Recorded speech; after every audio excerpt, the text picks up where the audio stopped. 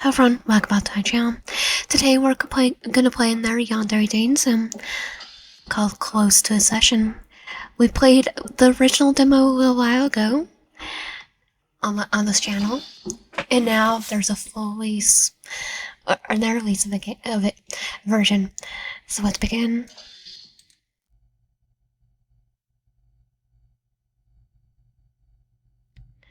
Act 1, Homecoming. You. New York City. Dark storm clouds roll over the concrete jungle that's New York City, rain pouring down in undulating sheets. A few people hurry to take cover. Others hold their briefcases or coats over their heads to avoid getting completely drenched. A vain effort on their part. 1 minute of getting caught in the weather, unprepared, and you're doomed.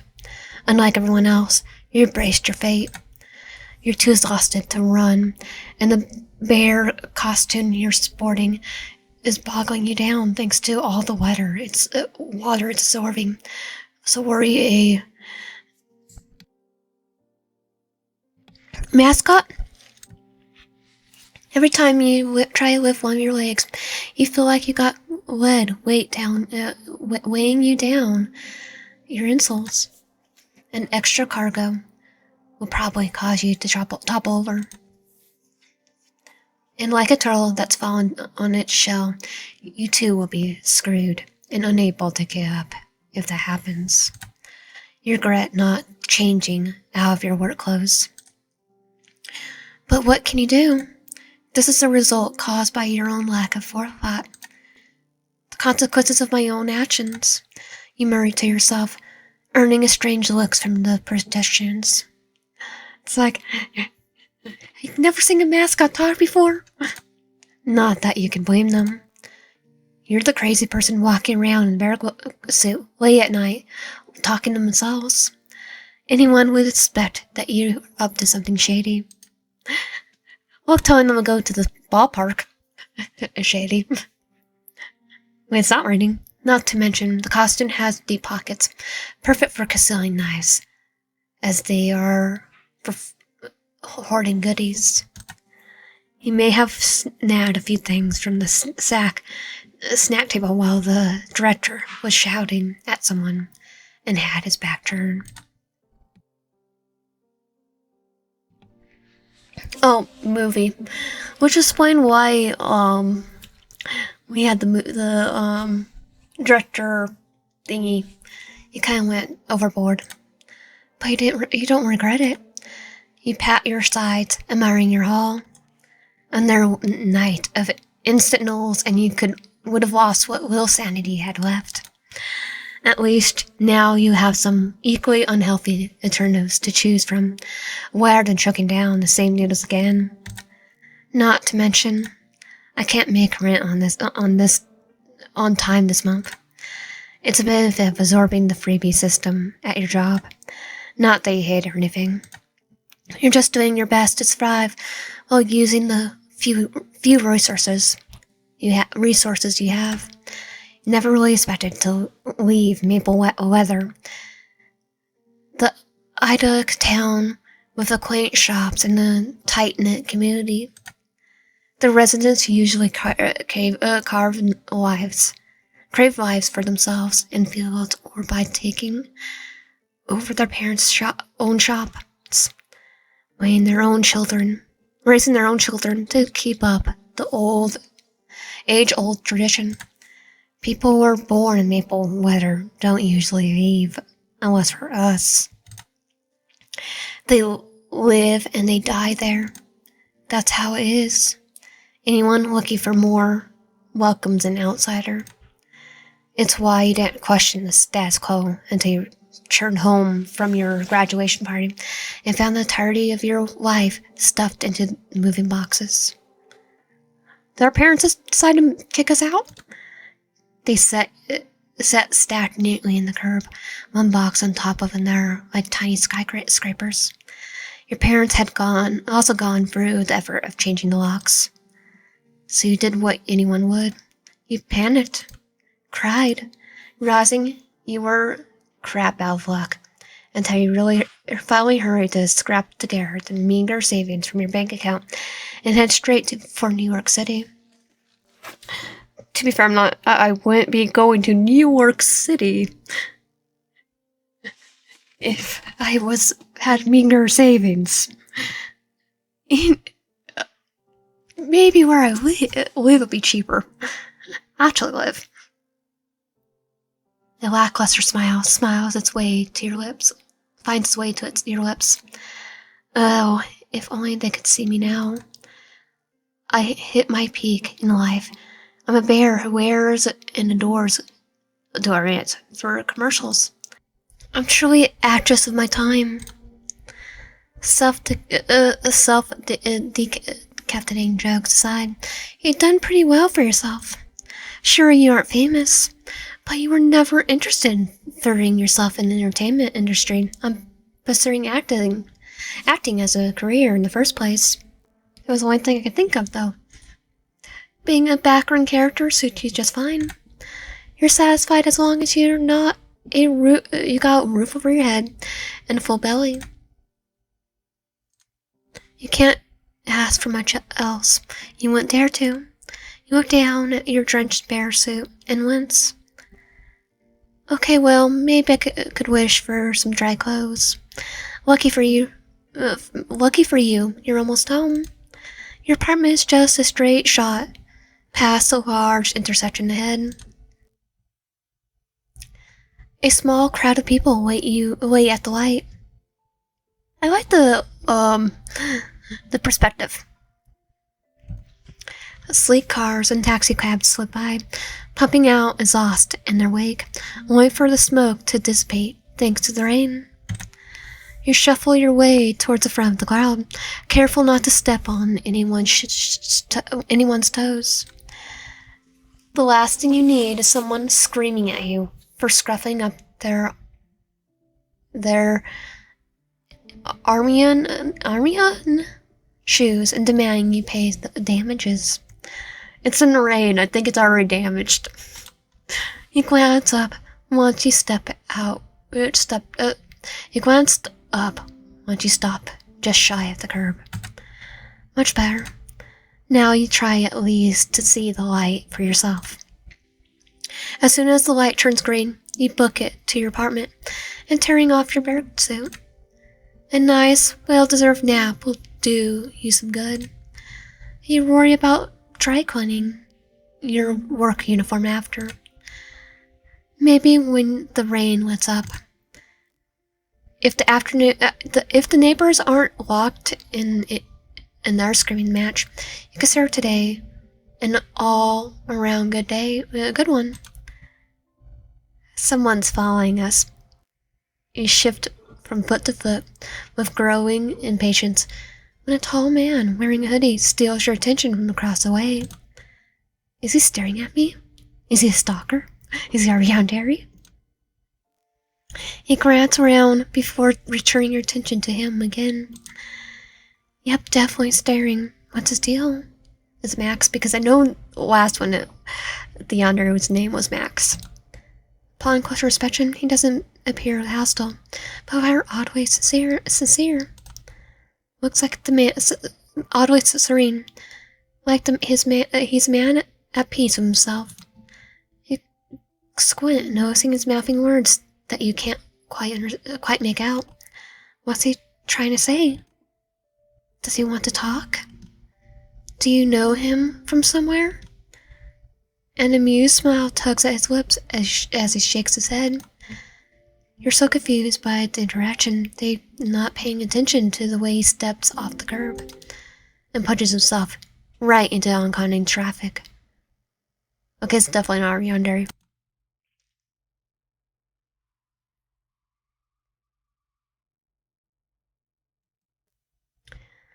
Their screams are hardly filtered through the paper-thin walls of your apartment. You put on some random live tubers gameplay channel in a poor effort to drown out the noise of your neighbor's material spat. Definitely won't be my videos because I'm not loud enough. Clearly, it's not working. They're getting louder by the minute. Something about infertility. In case someone's cheating. Something about being good for nothing. Something about threats of divorce. I mean, divorce them. If they're cheating, I need divorce. In about 10 minutes, give or take, they follow up by some aggressive bed creaking, making their arms as a weird form of foreplay to get their engines revving. Well, to each their own.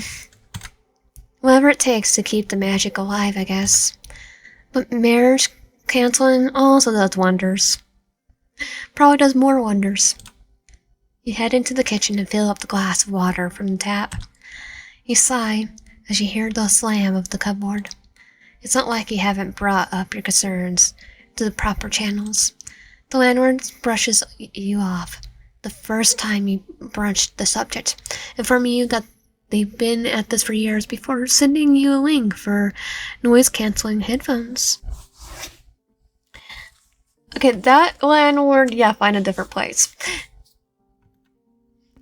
I mean, you can find someplace out in New York City and get a car and it'd probably be cheaper. Actually, that'd probably be the best option because I believe, other than New York City and like the big cities, you can find places cheap, from what I've read. So now you're forced to mind your own business. It's still expensive, but as long as you aren't killing each other, there's nothing to can do, no matter how much you like to. It's another piece of living in the city. You try redirecting your focus by coming up with a meal using the snacks you nabbed earlier. Picking up a cracker, you steal a small bite before wincing at the sound. Following it up with a sip of water only worsens the effect. Memories of rain slicing through your lips bring you back to the hours earlier. Darn it, you squeeze your eyes closed. You can still taste the tang of the man's blood on your lips. He was that close? Metallic sharp, and just as jarring when he stepped off the curb into the path of the oncoming semi, that falling toward his gaze away from yours. So was he trying to get to us and didn't know it was the semi, and the semi basically was Truck Coon and he's got him somewhere? Not trying to make light of it, jokes of it, but look both ways. Truck Coon strikes. He stood there, shell-shocked, watching as his bike flew a few feet away before hitting the pavement. The driver on the semi couldn't hit the brakes in time. Large, oppressive tires roll over the man's already contorted lips. Bones snap, crunching like trees, branches tore off by the wind, his head carving in like a cracked shell of the egg, with yolk spilling over. You swallow hard at the memory, your stomach churning. You put your glass on the kitchen countertop to keep from dropping it. That. Or it was Truck Coon. I'm gonna say it was Truck Coon. You just bore witness to the man committing Truck Coon. Trying to get isekai. I'm not trying to make fun of it, I'm just trying to make it so I don't say it because YouTube guidelines. The moment felt so surreal, so out of the place, that by the time the paramedics had arrived and collected his body, he had complete dissociated. I mean, but still sad. I would be crying. You only snapped out of it after your neighbors stared in after each other. I'll still be thinking about it. I'll be like, still crying. You don't even remember stripping off your costume. One moment, You were wearing it, and next you were freshly showered and spraying a different set of clothes. Now here you are, your mind struggling to process a stranger's death, while trying to figure out what to eat. Maybe I should skip dinner. Doing such a mundane thing in the face of death feels wrong. You're not sure you could stomach much anyway. Resigning yourself to this couch for rest. Of the rest of the night, you sink into the cushions just in time to see the live tuber get jump scared by a sock puppet. Just by a stock puppet. He falls out of his chair before his head pops up, his headphones askew. I don't think I could actually fall on my chair. My chair's heavier than me. His antics managed to bring a ghost of a smile to your lips. Beautiful, mind-numbing content full of humor. Just what you need. You're about half an hour in, starting to doze off when your phone screen lines up. You retrieve it from the coffee table. What's your agent calling you so late at night for? You answer on the third ring. Lee, what's up? Did something happen? Lee responds with a cheer of a man, the cheer of a man who's caffeinated, eager to take on the world. Hey, long time, no talk. Just wanted to pop in and call for a real quick chat. It's nothing bad, I promise ya. But do ya have a minute? The tension ebbs from your body as a reassurance. Oh, okay. Good. That's good. Then I'm glad. Yeah, I got some time. There's a pause before Lee breaks, his voice lacking the eager enthusiasm now poised with a touch of softness. Is everything okay? You don't sound like yourself. He's right. You sound being down and exhausted, even to your own ears. You just woke me up, so yes, I'm gonna sound exhausted. What's those acting chops of yours? Where's those acting chops of yours? You clear your throat and try to put on the performance of a lifetime. He doesn't need to know what happened. You really rather not recant the memory of fear of leaving it in the greater detail. Just tired is all, probably coming down with something. So what did you need? You said you needed to talk to me about something. Lucky for you, Lee takes it the bait. Right. So get this. I land you a potential gig, a big one, and I want to gauge your interest. Another acting job? You scratch your cheek. I don't... Yeah, I know. You mentioned you're thinking about leaving the entertainment industry, but I promise that this is something to write home about. And the best part, it's a long-term gig, meaning it's gonna be more than a year average commercial. Your average commercial is gonna be a TV show. We're talking about real chance of stability here. Hey, what kind of TV show is it? Aren't that what you always want? Is a movie too? This gives you a genuine pause. Give me the script. A long-term acting job? Usually those get swept up by bigger names. People with their feet already in the door and who have proven themselves. Not that your work is anything to sneeze at. You bust your butt to deliver on each and every project you've been a part of. Yes, they're all mostly commercials, some of them only made for local businesses with no intention of broadcasting to the audience outside of the city. But you put your all in it. What's the point of doing something if you're not going to have it? But your father used to say that while buried face deep in someone else's engine before gesturing for a toll. A solid piece of advice, all things considered. It got you where you are now, but you're not sure if it's where you want to stay. You draw your legs up to your chest, lost in thought. Listen, Lee says, carefully puncturing the sentence. I understand if you said no. It's your decision. I gotta respect that. But I can't lie and say I want to appreciate you heard me out. So tell me, friend, what's it gonna be? Hear him out.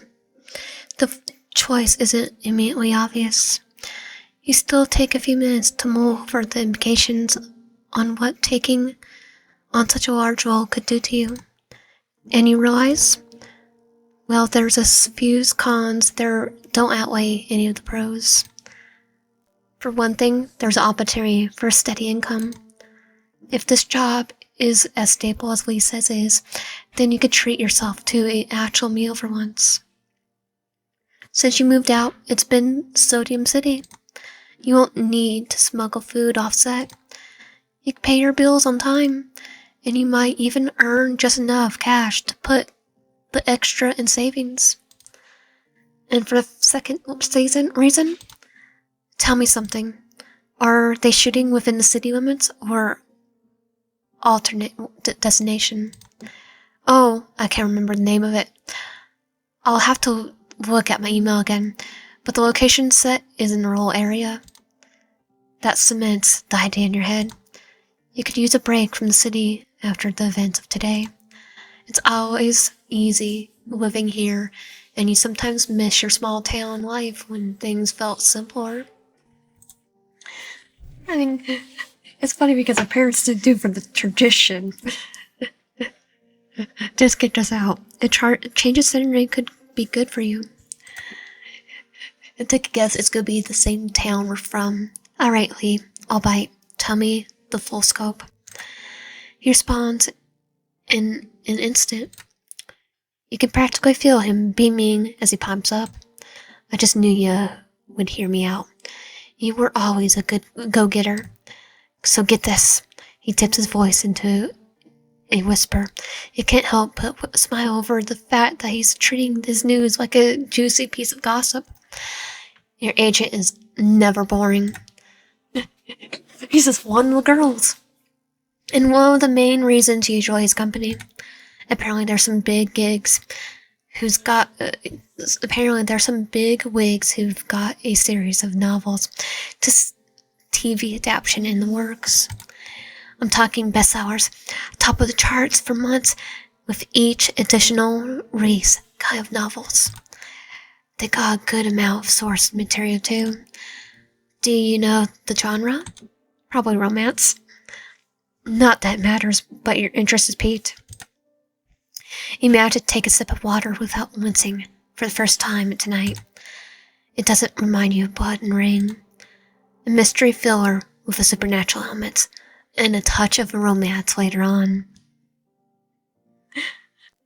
Okay, sign me up on the mystery and supernatural and romance later. Romance. So is this a CWP? Is that not CBS. The one with Supernatural's on Riverdale. Or Supernatural was on. Supernatural was the only one I actually finished. Or Buffy. And why this role in particular? What makes you so sure you could get it? I could get it. That's the thing. They approached me about you after seeing some of the work you've done. They like your acting chops and want to see if you're auditioned for one of the leading roles. You nearly dropped your class. They did what now? I told you when we first met, didn't I? You got that spark about you, and you need the right people to take you notice. That's why I wanted to represent you. Your acting isn't that good. Is it? Are you sure this isn't a scam? I mean, our agent would be the one that scams us, though. Or that they didn't mix up someone else with your representing. It's like, plus he'd be the one that sorts out the scams, right? You need to believe in yourself more. You got what it takes in this line of business. I know you're satisfied with what you have, but it's okay to make goals for yourself and aim higher. You know, I know. It's just surreal to hear. Not to mention you're mostly doing this to put bread on the table. You don't have grandiose goals when it comes to entertainment industry. Yet you managed to stumble into a career that many fight tooth and nail for. And fail for. No doubt you still got audition for the role, but the fact that they're interested in you sparks volumes. You're not sure how you got here. Okay, I'll go for it. You say at the same time, Lee says, "Ah, found it." You blink as sudden outburst. He gives a sleepy laugh, and you can imagine him scratching the back of his head. Sorry about that. It was driving me crazy that I couldn't remember the name of the town they're shooting in, so I looked it up while we were discussing our details. Point is, I found it. He then clears his throat before he speaks again. So, have you ever heard of a place called Mapleweather, Connecticut? Well, we're from there, so yes. 2 months later. Mapleweather, Connecticut. Crystal clear skies and a gentle breeze greets you once you hit Mapleweather. You step off the bus and onto a narrow dirt road. The winding path made it impossible for the bus to navigate the lush wooden area. Thankfully, you don't have to travel too far on foot. Your destination is just a short walk ahead. You close your eyes and inhale the fresh, sweet scent of grass, of dirt and summer blooms. It's hard to believe you returned. It's even harder to believe you landed a role for a TV series. You still have had an audition, despite the initial interest. They all do, from my read. But somehow you managed to land the role, and now you're here, back to hometown once again. Okay, for the most part. There's some people that probably handle the role. You sure you'll see a lot of familiar faces in the coming weeks? The friends and family members who once meant everything to you are now born again strangers. You haven't gone into contact with them in ages. How will they react, knowing you return for a temporary stay? Only one way to find out. Take a steady breath before falling uneven terrain. First trip from the nest, high up in the trees, and you catch the sounds of running water from the creek nearby. So many summers were spent here. Never been Connecticut. You remember favorite red hair, fits of laughter, and wet sneakers. Remember large, unreadable hands pulling you out from the creek after you and your group of friends jumped in, one after another. Remember the lopsided smile of the boy who lived right across the street from you, the boy next door. Max Anchorman. Okay, he's our Yandere. Huh? Now the name you haven't thought about in ages. But you don't think about him for long when the wheel of your luggage accidentally snapped on a rock. I'm going to joke about it. It sounds like a plot for a Hallmark movie. He's going to walk right into our life again. You mutter a curse before navigating around it. But it's even better than Hallmark because he's Yandere. Several minutes of struggling later, and you finally catch sight of the inn up ahead. According to Lee, the length of the production for a TV series typically spans over a course of 15 months, so accommodations were made for your prolonged stay. The Lanternfly Inn, well placed. Trust me when you say you love it, friend. The name didn't ring any bells when Lee gave you the finer details of the travel plans, so he wiggled it. It's like, I'll say you don't necessarily know, but I would think you know it by now. But the snapshots you saw on the homepage did not do the place justice. He was right. Before you sit, it's a pretty cottage core-inspired building. The architecture itself is gorgeous, as with its cream-colored panels that draped intermittently with windows and wooden shelters. Perfectly broken paving stones cut through the garden Laying up the wooden porch, a woman reads quietly in one of the rocking chairs. She doesn't seem to be all bothered by the humming or originating from somewhere on the roof.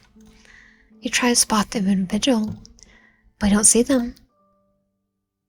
Oh, you finally made it, dear. I think if it's a small town, we would recognize her. The woman who was reading spots you. She reaches the bookmark between the ink-stained pages to mark her place before setting her book aside and drawing herself out of the chair. She reaches for a plastic cane, resting against the wall. You recognize her as the owner from one of the photos she's posted online. A pleasure to meet you. I'm Patricia, but you can call me Patty. Hi, Patty. It's nice to meet you, too. Weird, I should have recognized you. You take her profound hand in greeting before she turns to peer up at you, the roof, and calls out, Dear, can you come down here for a moment? We got on our arrival, and these old withered bones aren't that what they used to be. They need their things brought to their room. Oh, I can? She waves you off with a dismissive hand. Nonsense, you're probably tired from your journey. He's a strong young man. The humming stops, and you look up, just in time to see a familiar face straying up the edge of the roof as he tucks his hammer into the tool belt, circling at his waist. The sun outlines his form in the layers of gold. Max. Okay, I love this new design. And the fact that we actually knew him. He's really grown into himself. The last time you saw Max, he was crying thanks to his super fast metabolism. A boy with all awkward ankles and ill-fitting clothes. Back then, you used to joke about how you could take him over your knee and snap him like a twig, but now you're just wind up hurting yourself. If you tried. I probably would hurt myself to begin with. How much milk did his man drink to get that much muscle mass? A lot more than I did. That's for sure. Because I didn't drink my milk. I'm Edward from Full Metal Alchemist. Sure thing, Mrs. Orchard. Just give me... Max cuts himself off mid-sentence when he knows she's standing there. It gazes me. You lift your head and grin with a faint smile. Hey, long time no see. His lips part, clearly stunned by your sudden appearance. He blinks a few times. We don't disappear. He scrubs his eyes before leaning forward to get a better look. Tater tot. Is that really you? One of the tiles breaks off and gives way, causing Max's leg to slip. You watch in extra torture as he sits plummeting off the side of the roof before landing in a sea of flowers with a harsh, unforgiving thud. He lies completely motionless once he hits the ground. Was that a crack just now? Oh God, not again, not Max. Horror sinks into the teeth, into the marrow of your bones. You don't want to get closer. You don't want to confirm or see the blood that surely pouring around Max's head, painting the once beautiful garden in a violent red. How could this happen? I'm cursed. In your best effort to escape the memory of the stranger's death, you may have just bore witness to another. Max! Patty shuffles over to the fallen man. The air flows back to your lungs when he groans in response. Oh, my dignity. He's alive. Oh, thank God. You're hurried to join them, just in time for Max to step, rubbing the small of his back. Are you okay? Probably just one of those minor bruisings, but I'll walk you off. He then seems to reassure that you're the one speaking to him, and he breaks off into a cheerful grin. Well, I'll be damned if it's you. What are you doing back in our neck of the woods? You didn't by any chance just come to visit, did you? Patty taps him lightly with her cane. You scared the tar out of us. What were you thinking, standing so close to the hedge like that? You could have gotten seriously hurt or even killed. I'll take more than a small fall like this to kill me, Miss Orchards. I've taken worse dives while riding horses. Yeah, but one fatal fall and you could be paralyzed for life. Max pushes himself off the ground and dusts himself off before hooking his thumbs into the pocket of his jeans. See, perfectly fine, just got some dirt on me, and I'll rub right out with a dolled up deodorant. Patty takes a deep, stirring breath, pinching the bridge of her nose.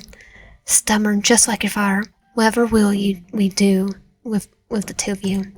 Dunno, but I'm sure we'll find out. It gives her a grin that says this isn't the first time you caused her to worry. You decide to interject. You should still probably ice your back as an extra precaution.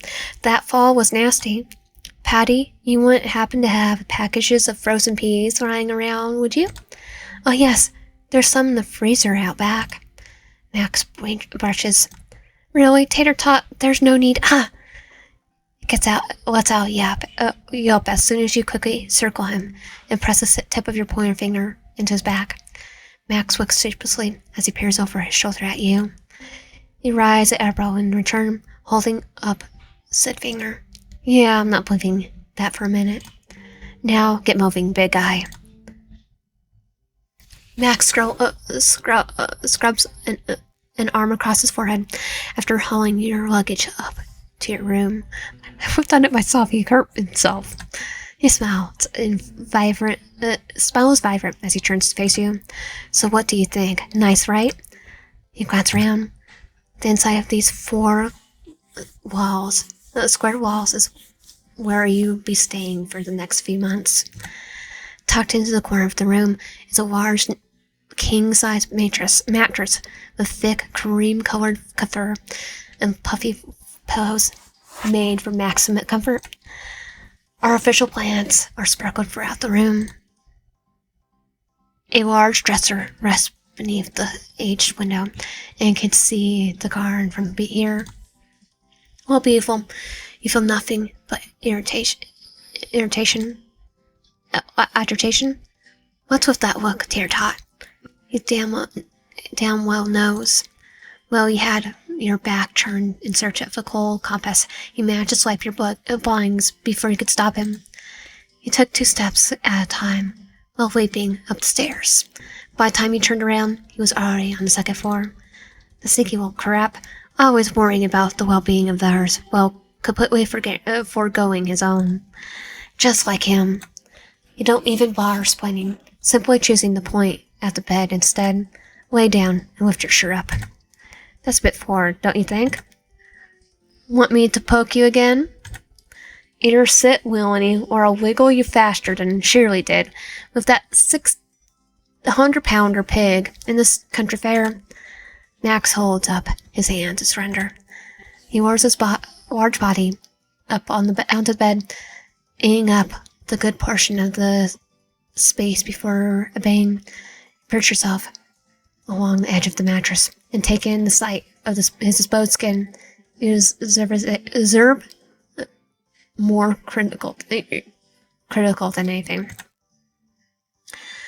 More visible bruising, so that's good. No visible bruising, but that's good. Could happen later, though. You pull the hem of the shirt up a bit just to double check, but the smooth skin is all that greets you. Did such a large fall drop really not hurt him? Max stiffens when you accidentally push the small of the bag while you're lost in thought. So, sorry, did I hurt you? The tip of his ears are dusted pink. Now it's just tickles. His hands rub the spot where you touched him. His crest removed removed to reveal crossed fingers. Probably the result of the manual labor he does. He has a habit of helping all over town when he was younger, and that clearly hasn't changed.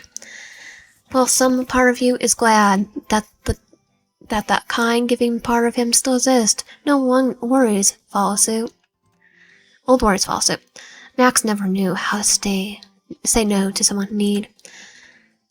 You're not pushing yourself too far, are you, Max? You saw your concerns. Decide not to voice them out loud. Instead, you lower the frozen bag onto the base of his spine before placing your hands onto your lap. Max turns his head towards you. He rests his cheek on the crook of his arm. Those warm, forest green eyes twinkle good humor despite the flesh appearance. So what's the diagnosis, Doc? Am I going to make full recovery? Do you want my honest professional opinion? Wait on me. I'm a big boy. You try not to smile, decide to pay along. We'll still need to run a few tests. But I'm afraid it's not looking good for you, Mr. Inkerman. By my calculations, you have a full 24 hours before your condition worsens and your body starts shutting down. It's just making funeral plans. Tell your loved ones goodbye. Do what you need to before the time comes. A full 24 hours, huh? I could do a lot in that time. A lot of damage, you mean? Are you trying to say I'm a troublemaker, Tater Tot? Yes, we are. Not exactly, but your clumsiness somehow always managed to get you into the worst predicaments. Name one time. Really, you're going to force me to point out the obvious? Well, you don't have to.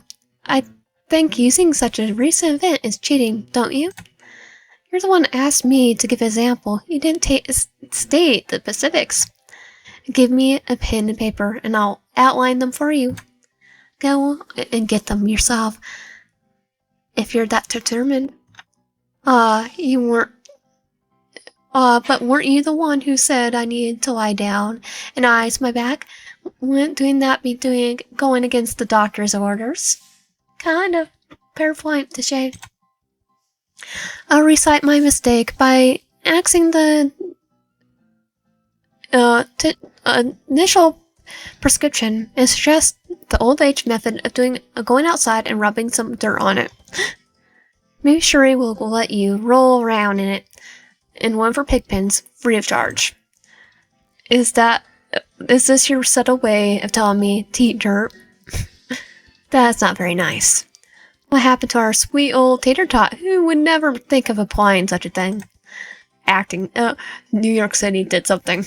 Boy, the city life sure does change people. Max heaves a dramatic sigh, resting aside the now defrosted bag of peas as he sits up and scooches closer to your bed, closer to you on the bed. He knocks a playful knee against yours to show his kidding. A wry smile tugs at your lips. You're the one who started calling me Tater Tot after our heated argument, saying I was always salty and short-tempered. You never once called me sweet. Are you saying you want me to give you a new nickname? You stick your tongue out at him. How about you just refer to me by my actual name? But if I do that, how will people know you're important to me? His eyes are locked on your tongue, but dart away when he realizes you're taking notice. By expressing in the normal way. Giving pet names is a method of expressing in the normal way. You can tell he genuinely means that. You're surprised something as mundane as a nickname means this much to him. It still doesn't negate your next point. Yeah, but it doesn't usually stem from ornaments that's typically used in the terms of endearment. I don't think that's always the case, but I see your point. Alright then, what would you prefer instead? Let's just keep the nickname. Keep the nickname. I never said I hated the nickname. I just wanted to point out a few key points relevant to the topic. In other words, you want to verbally banter with me, and then think I'll take your arguments seriously. Incredibly amused by your admission. More like, I wanted to share my full, unfiltered thoughts. Combative. He draws, his tone light and teasing. We were joking until you started taking me seriously about near the end there. He teased back. He caught me off. You caught off guard when his gaze softens into complete and utter sincerity as he leans closer to you. His warm breath touches your cheeks. He smells of mint and summer, nostalgia and safety. Of the home you thought you'd all but forgotten. You didn't realize how close you were sitting until his fingers brush against yours, his touch kind of lacking the weight of the expectation. That's because I never wanted to make you uncomfortable where I could help it. So if you say no, I won't do it. If you want me to stop, I'll stop. If you want me to stop touching you, like how I'm doing right now, then tell me.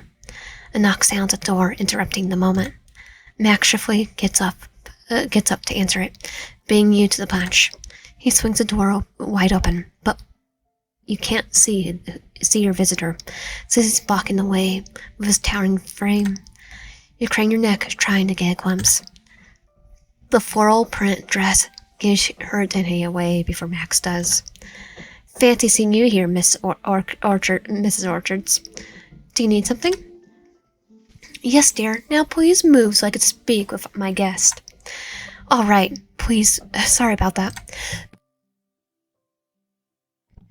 He steps aside so she could set foot into the room, her previous cane slipping out for a wooden one. Their intricate detailing carved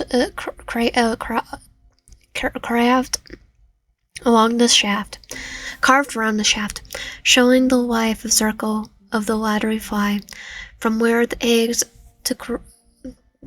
to grown adults. You wonder who made it. You're Patty. Hey, Patty, what's up? Oh dear, I just wanted to drop by to see how you were setting in and if the room was to your liking.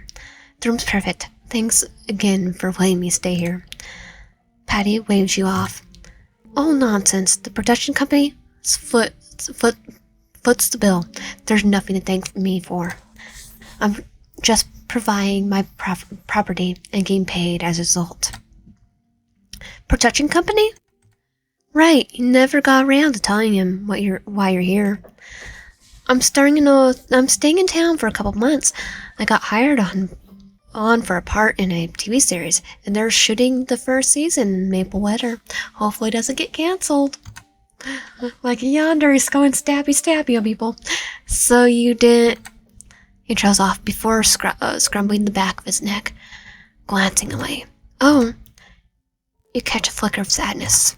He shifts in behavior, leaves you at waist, deep in confusion. Patty gently whacks his kneecaps with her cane, pulling him out of his particular mood. Shameless boy, don't stand there. Congratulate them. Yeah, of course. Max clears his throat before shooting you a lopsided grin, masking his intentional rejection. Congratulations on getting the role. I'm happy for you and all you managed to accomplish on your own. I know you go to do great things, Tater Tot. I'm sure of it. The sentiment comes off as empty. Hello. It's like he's not congratulating us. He wants us to stay and be his. The superficial attempt at praise to satisfy Patty's request and tell you what you want to hear. But you know better, because you know him. Why is he hiding? Why did he look so heartbroken just now? Well, he should probably start using the hammer as a weapon now. You've given no time to speculate when Patty draws your attention back to her as she gestures towards Max. I did come up here for another reason. Since this town doesn't offer taxi or rental cars, guests without proper transportation will be poured around by one of the townsfolk who volunteer their services. Max is one of those volunteers. Well, Max, here's your plan. Kidnap me while you're doing that. I'm certain that, since you're already well acquainted, he'll love to take over the position. She gives Max a knowing side eye as he drops her hand. Max rocks on the hill, his boots on her scooty, hooking his thumb for his belt loops. He's still avoiding your gaze, but keeps his tone tight. Yep, just think of me as your personal chauffeur. I'll take you anywhere you want to go within town limits. No spur-of-the-moment road trips of kidnapping. I turned into a pumpkin as soon as I hit those outskirts of town, so I'm afraid not. You need to take a bus if you want to go back into the city. Other than that, I'm all yours. No, he'll plan to take us out of the town and kidnap us. I can even roleplay as your tour guide and point out all our hotspots here in Maplewood if you want a full tourist experience. Here's our old stomping grounds. Here's when I made I pushed you down he pushed us down the slide because we're going too slow. We can use it as an excuse to catch up, maybe stop and grab something to eat or visit the creek. But if that doesn't work for you, his eyes meet yours, and despite his best efforts to hide it, you could see that profound sadness again, the one that completely kills the light in his eyes. Then that's okay too. We could just keep things professional, or we can find a different volunteer. Whatever you want to do, I'm on board. Oh, we have a different volunteer. He's gonna go stabby on him. He examines the toe of his boot like it's the most fascinating thing in the world. Like he's trying to avoid your gaze for fear pressuring you. His crew wants to spend time with you, but for some reason he seems to be think you might not feel the same way. Why would he assume that? You don't understand where this insecurity comes from. Probably because we left for the big city. Why it came out seemingly nowhere, or why he's trying to hide it in the first place, but wait, no, that's not right. You briefly close your eyes and mentally shake your head. You know exactly why he's doing it. You open your eyes again to catch Max stealing glances at you. He stops when he sees you taking notice. His cheeks pinken. He scrubs his back of his neck, looking extremely guilty over being caught. It makes you wish he'll be more honest with himself. Be more honest with you. Max never voices his thoughts he deems either as selfish or with the potential to create conflict or out loud. This is true, especially when it comes to you. So whenever he's hiding, you don't doubt he's doing it because he thinks it's in your best interest. But what Max doesn't realize is that there's something that's always nagged you for the entire duration of your friendship. One of these days, though, you promise both him and yourself, I'm going to get you to open up. Because you're stubborn and Max is your best friend, it doesn't matter how long it's been. And you care for him deeply. Well, you say as you close the distance between you and Max, right up until he's forced to meet your gaze due to your proximity. You smile at him. If it's alright with you, and if you're feeling okay enough, I'd love to visit old haunts with my best friend. Lead the way, big guy. Sorry about the lack of air conditioning. It's like, where I live, air conditioning's required. See, I live in Arizona. Max says as he reaches across the center console in order to roll down your window and let the fresh summer breeze in. He then checks your seatbelt before turning the key over.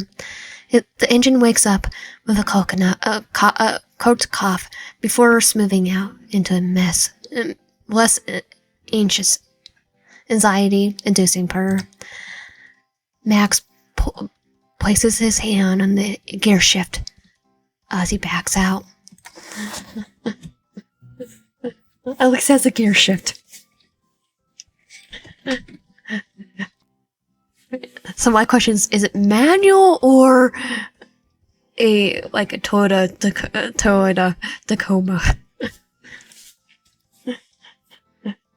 or Nissan? Those are literally the only ones that have a gear shift now. The other ones are all buns. Every time I get one thing fixed, and there breaks down. My truck is a trooper, though. Yeah, I've been looking at them, that's why. Like, I think a Honda Ridgeline was one of the ones I looked at, and it's like, buns. I'm like, okay, Toyota. Well, it may have a few new quirks since our last stint together. I promise it'll get us where we need to go. I like to believe you, but he plucked his toolbox off the ground and root around. There's an assortment of winches, screwdrivers, priers, and utility knives that are slightly rusted from age. I don't think they're rust. I think it's probably mud. You pick up a pair of pliers at random and scrap your fingernail along the red-brown flecks, scratching them off and watching as they drift to the ground. Okay, my question is let's see what happened to our parents. Also, his truck is newer to mine. Right here. The steering wheel. It's had to play out. One on the off-stage chance your truck does give out. I'm using you as my new chariot for consultation. Oh no, I'll be joking. You shouldn't joking about it. That's my non-negotiable. Negotiable. It's like, depends on the make. Examine your work before rinsing, realizing how much the rust is left. It reminds you too much of dried blood, of how it would look when it's fresh and diluted by the rain. You return to the toolbox, to the designated spot, to your feet, and catch Max smiling at you with amusement out of the corner of his eye. If it's a Toyota, it would last. Just too bad we can't get Hiluxes here. You just want an excuse to turn me into a horse and put a saddle on me, don't you? You said it, not me. Then I'll make a pit stop and a feed store to pick up a few supplies. You make your way to come into the bit. I aim to please. Max shoots you a lopsided grin, full of humor, and he drives down the windy dirt road that leads back onto the main road, branches wiping against the windshield. The road ahead is bumpy and full of potholes, but the atmosphere in the truck is light, playful, despite an intentional archness back in the inn. Whatever was troubling Max has disappeared. You're relieved. You forgot how much you enjoyed his company, and the idea of hurting him in any capacity bothers you. You still don't know what caused his intentional reaction, or what you feel an opportunity to branch the subject in the near future, but you're glad he's feeling better. You lean back on your seat to take the scent of the maplewood trees and sweet scented grass. Nostalgia hits you like a prick. You realize you missed this. You forgot the ease of being with someone who known you for your entire life while enjoying the simple drive. Sure, there's benefits to living in a city. New York offers anomality, and everyone minds their own business, but it's with what comes with isolation. Okay, I'm gonna think Stardew Valley on that. Oh, yes. There's no sense of community, and it's impossible to make long-term friendships or truly connect with anyone. Coming back here feels like you never left, like you stepped inside of a time capsule where everything and everyone is the same. They always were. Of course, you IMAX through your profile. A few outward changes here and there. Max starts pointing out familiar landmarks once you hit the town center, which acts as a center shopping district. You start cracking up when he points to a random patch of grass in front of the city hall. You already know what he's going to say before he says it. And over here is where I shattered myself in peanut butter because someone had the bright idea of collecting fire ants for an ant farm. Was it me or him? Yeah, you. That was you. I was just mere bystander minding their own business. You were the one suggesting using myself as live bait by covering myself in peanut butter. And I filmed and put it on YouTube. Okay, for one, I suggested jelly. The comment that goes well with peanut butter.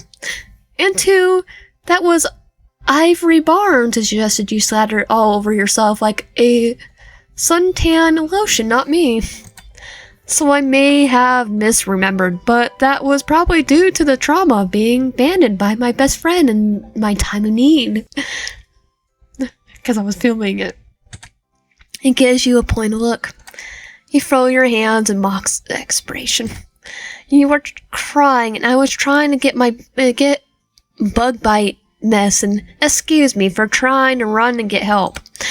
I think you just saw my grandma walking out of the town hall and ran because you were afraid of getting in trouble. I see right through your lies, Tater-Tot. Again, that was Ivory Barnes. You can ask Dr. West. I ran straight to his practice. I'm innocent. Likely story. Max purses his lips in an effort to hide the fact that they're twitching at the corners. He queries try not to laugh. Just like him, to egg you on no matter how much time has passed. The stinker. You puff and brace yourself on the door handle. I'm starting to regret accepting the tour guide package. I think I've changed my mind. I want out. Max immediately hits the button of the truck's center locking system without even taking his eyes off the road. Oh, would you fancy that? It would seem I've accidentally locked the doors. Looks like you're stuck with me. Just unhatched surf sign. It's not child safety. You know, if you were anyone else, I'll start screaming stranger danger and start banging on the windows. His expression softens. You know, I'll never hurt you, Tater-Tot. Like this story, he won't hurt me. He'll hurt everyone else. As for giving you a hard time, he unlocks the doors as he goes to Peril Park in front of the decrepit-looking building with boarded-up windows. On the left of the building is a market where everyone in town gets their groceries. And on the right is Ackerman's Hardware, a family-run business that Max planned on inheriting from his father after he graduated high school. Max shrugs. Well, that's up for debate. I know which, again, is why I applied your only expression You're the only exception to the rule. I can imagine you going out of your way to hurt someone. It's not even feasible to me. Then we'll find out he does. You shake your head. That's a mere thought. The Max you know would never do that. My brain goes, okay, let's check on our family. For kicking us out. I wonder what he did. Not when he always bent over backwards to offer help to anyone and everyone in need.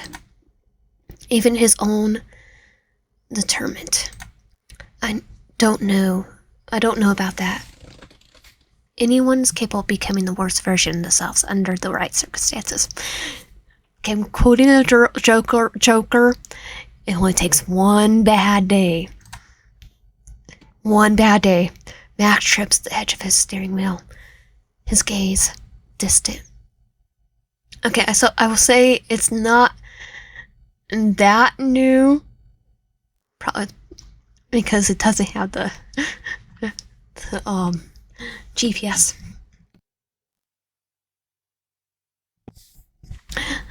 Maybe it's around my vehicle's age.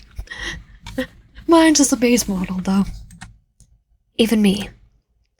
The emission surprises you. Oh? And what would your circumstances be? The seemingly innocent question gives Max genuine pause. 1 minute of silence pauses. Then 2. Sweat drips along the sweat of your back at free. The summer heat pulses in time like it's ticking of the clock. The seconds leading up to the 5, and you're left wondering if he's going to answer when he faces you. He drips his arms along the back of the steering wheel, wearing that signature smile of his. But there's air of seriousness surrounding it. Surrounding him, taken back by a sudden tonal shift. I'm afraid I can't tell you that. Because he's already done it. Let's check on our family. Guarantee it. Let's check on our family. He then leans forward and taps your nose lightly with his finger. You blink. The brief moment of tension disappears as fast as you left wondering if you managed it. After all, I gotta leave some mystery in our relationship so I could keep you guessing and coming back for more. You're implying I don't know everything there is about you, Mr. Anchorman? You do not. I'm a man of many secrets. And then we haven't seen each other in a while.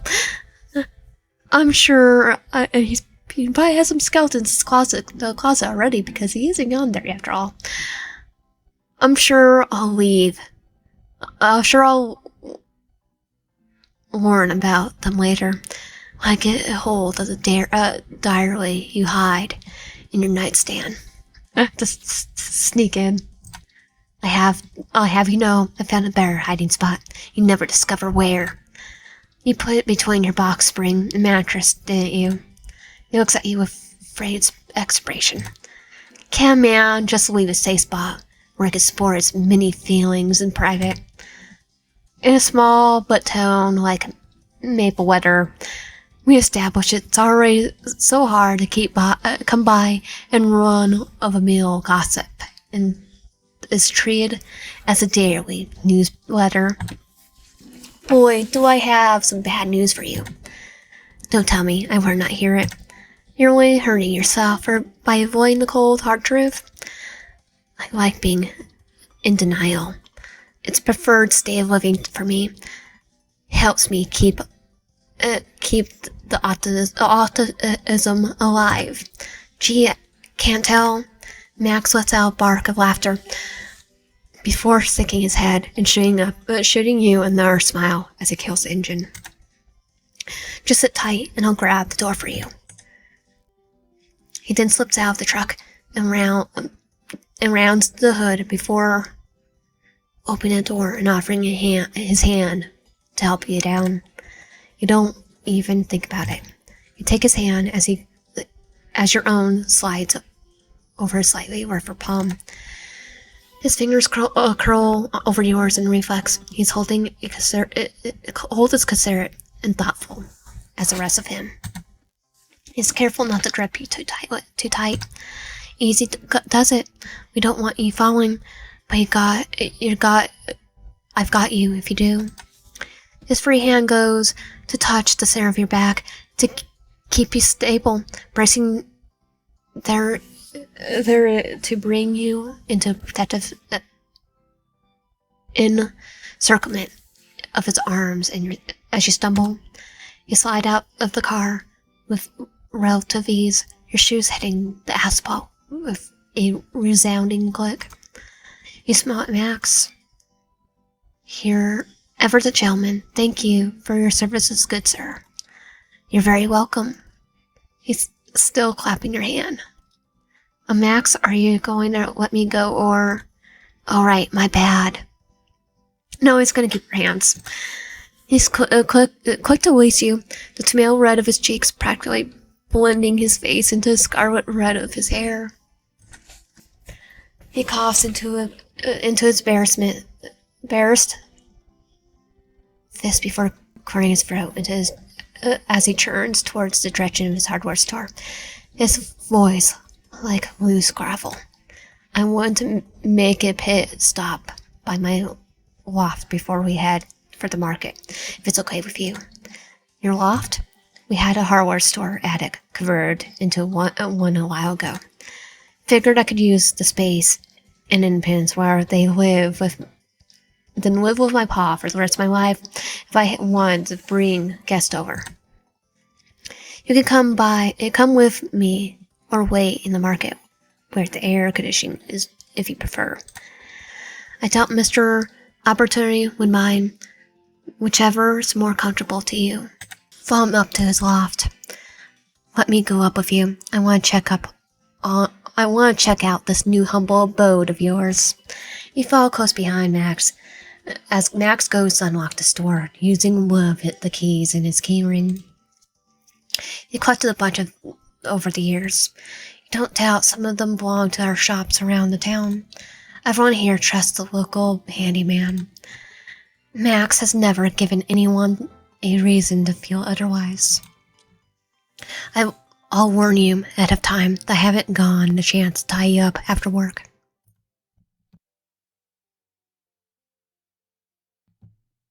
Max says as he jingles the lock. Summers are pretty busy season for the shop and the house calls. You probably need to watch your step. Not sure what all I have lying around. His hand freezes at the door handle, his eyes popping wide open. He turns to you in a panic and quick as a whip. You know what? And suck at that. Why don't? You're hiding something here. But his words fall on empty ears as you eagerly bypassed him in excitement, unaware of his obvious recurrence. Inside the hardware store, dust motes float in the air like dawdling stars, caught in rotation as the breeze from the open door stirs them to life. Rows upon rows of pegs and shelves filled with useful power tools, building materials, housewares, you name it. The layout hasn't changed all that much. Even the front counter still has the stickers you and Max slapped on it back when you were kids.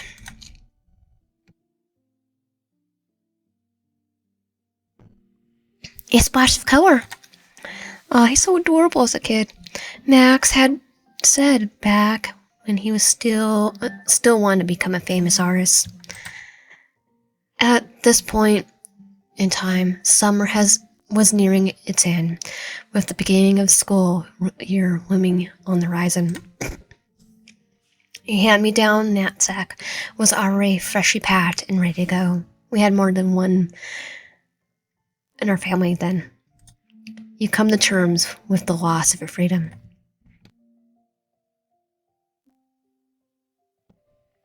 Max, however, was insistent on making the most of it.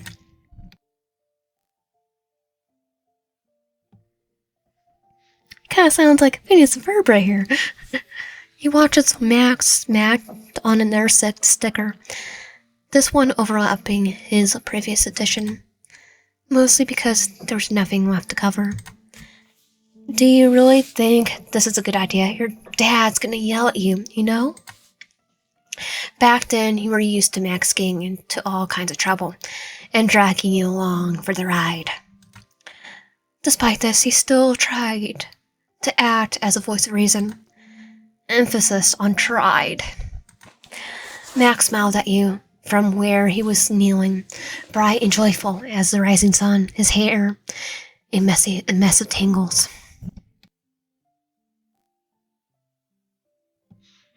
Nah, there's nothing to worry about. Dad puts bumper stickers on the car all the time, so what's the difference? The difference? Actually, I don't understand them putting bumper stickers on the car. That much. People read them, probably get in a car accident with you. Max, knowing people. Max, those are car stickers. They're supposed to go on the license plate. Actually, they're not supposed to go on the license plate because you need to read the license plate. It's called bumper stickers for a reason. You could put it on the bumper or maybe on top of everything, like the trunk or the bed, the tailgate.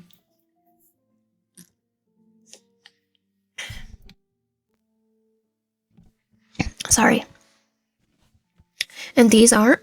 Well, either way, I think he's gonna like them, you see? Here, why don't you add a few? He held out a pack to you, wiggling around with a toothy smile. Are these Pokemon ones? You couldn't help but sigh. We are so getting into trouble for this. But this was half of the fun back then, and he plucked one of the stickers out of his hand and read them. You were in the middle of applying your toughish sticker when... What in the Sam's blazes are you two rascals doing? The Fuzz is here. Abort! Abort! He called his dad the Fuzz. Maxton had the brilliant idea to barrel roll away from the scene of the crime and wound up knocking you over in the process as you tried hopping off the counter.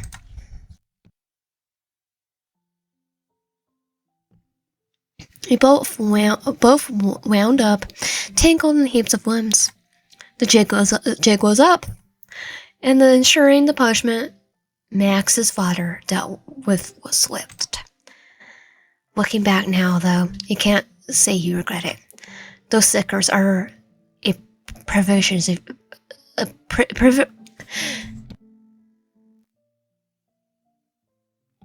These stickers are a privatization of your friendship you've set on full display. A moment captures in time unlike there. I forgot how spunky Max used to be. Your fingers dance on the countertop as you smile as your head towards the back, right up until something snaps at your shirt. You turn and realize it's Max who caught you hold of the helm, the fabric pinched between the thumb of the forefinger.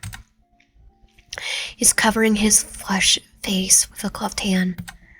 He won't look you in the eyes.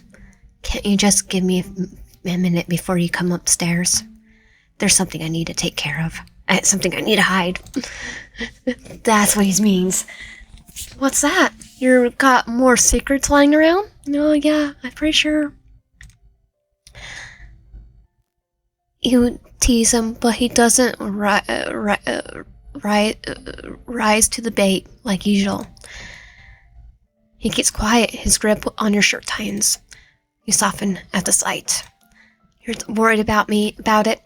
It's just not something I want to share right now. I want to know. You meant you're curious about what he's hiding. Oh, I'm definitely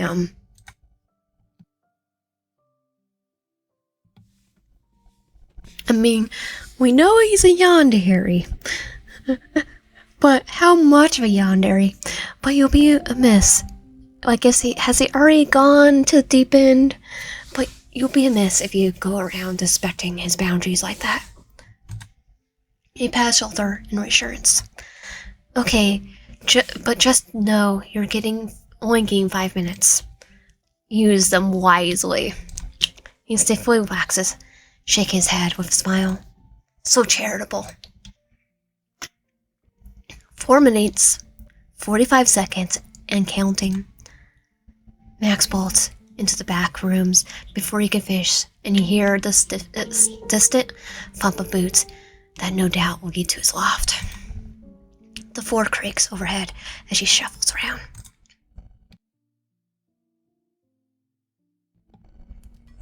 You decide to make yourself useful while you wait.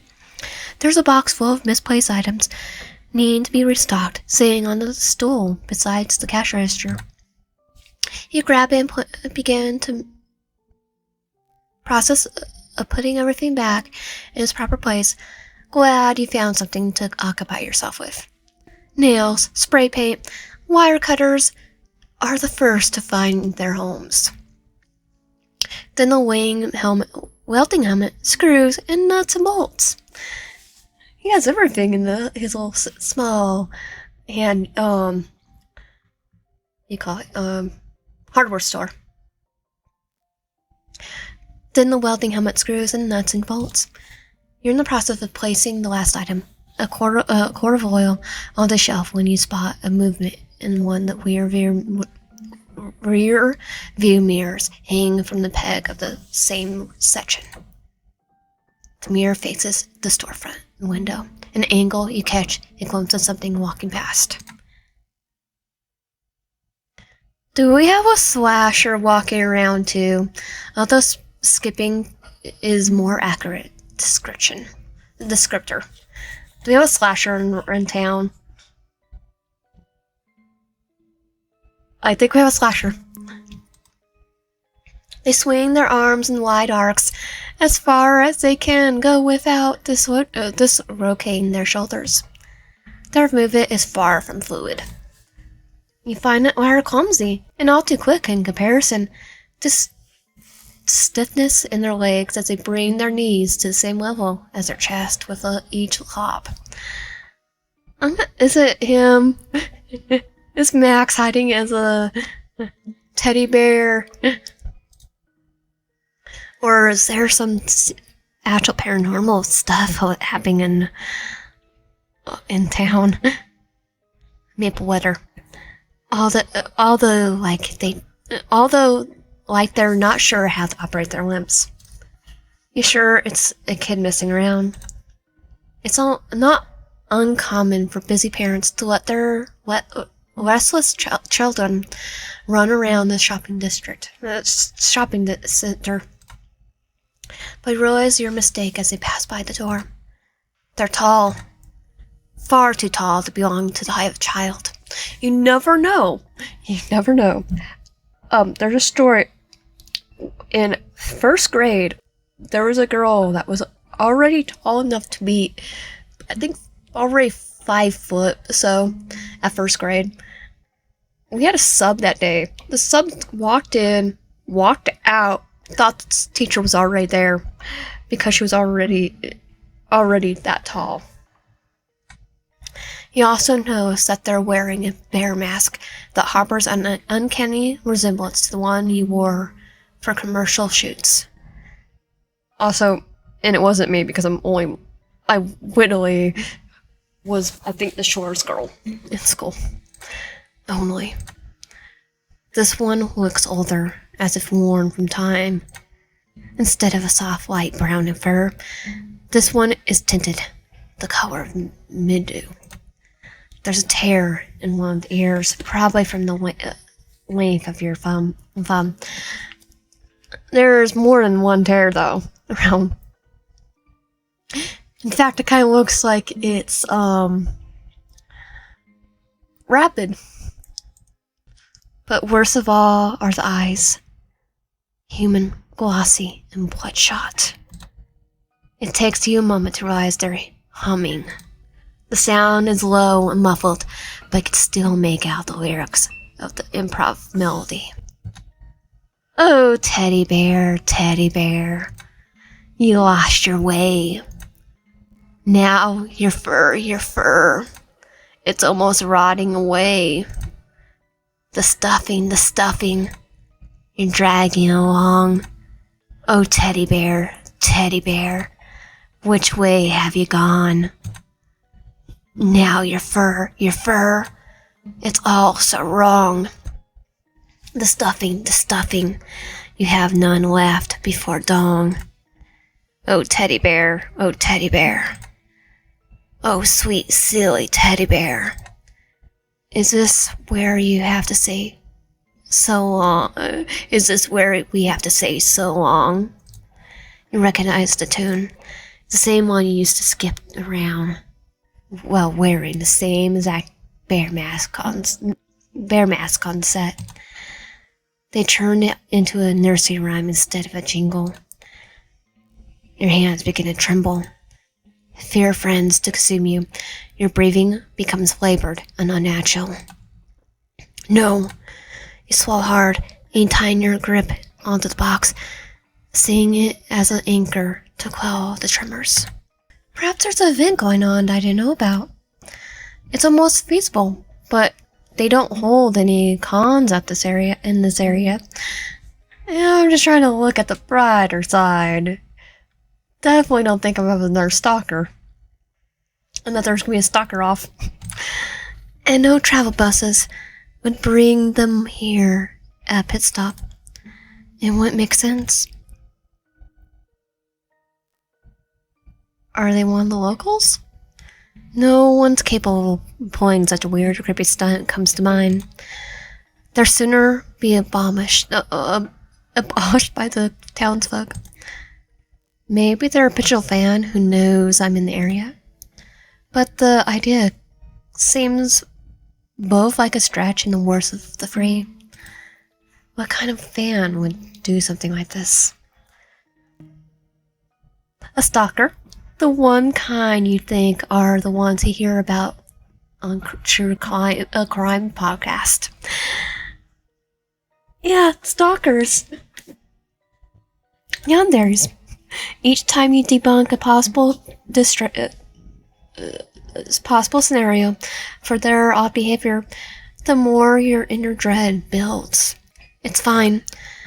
Whatever the reason, as long as they don't notice you and go to their merry way, it doesn't involve you. They might not even mean any harm. How they know I'm the bear, though. But their mimicry of your commercial says otherwise. Anxiously watch, silently encouraging them to keep going. They're almost out of sight when the hit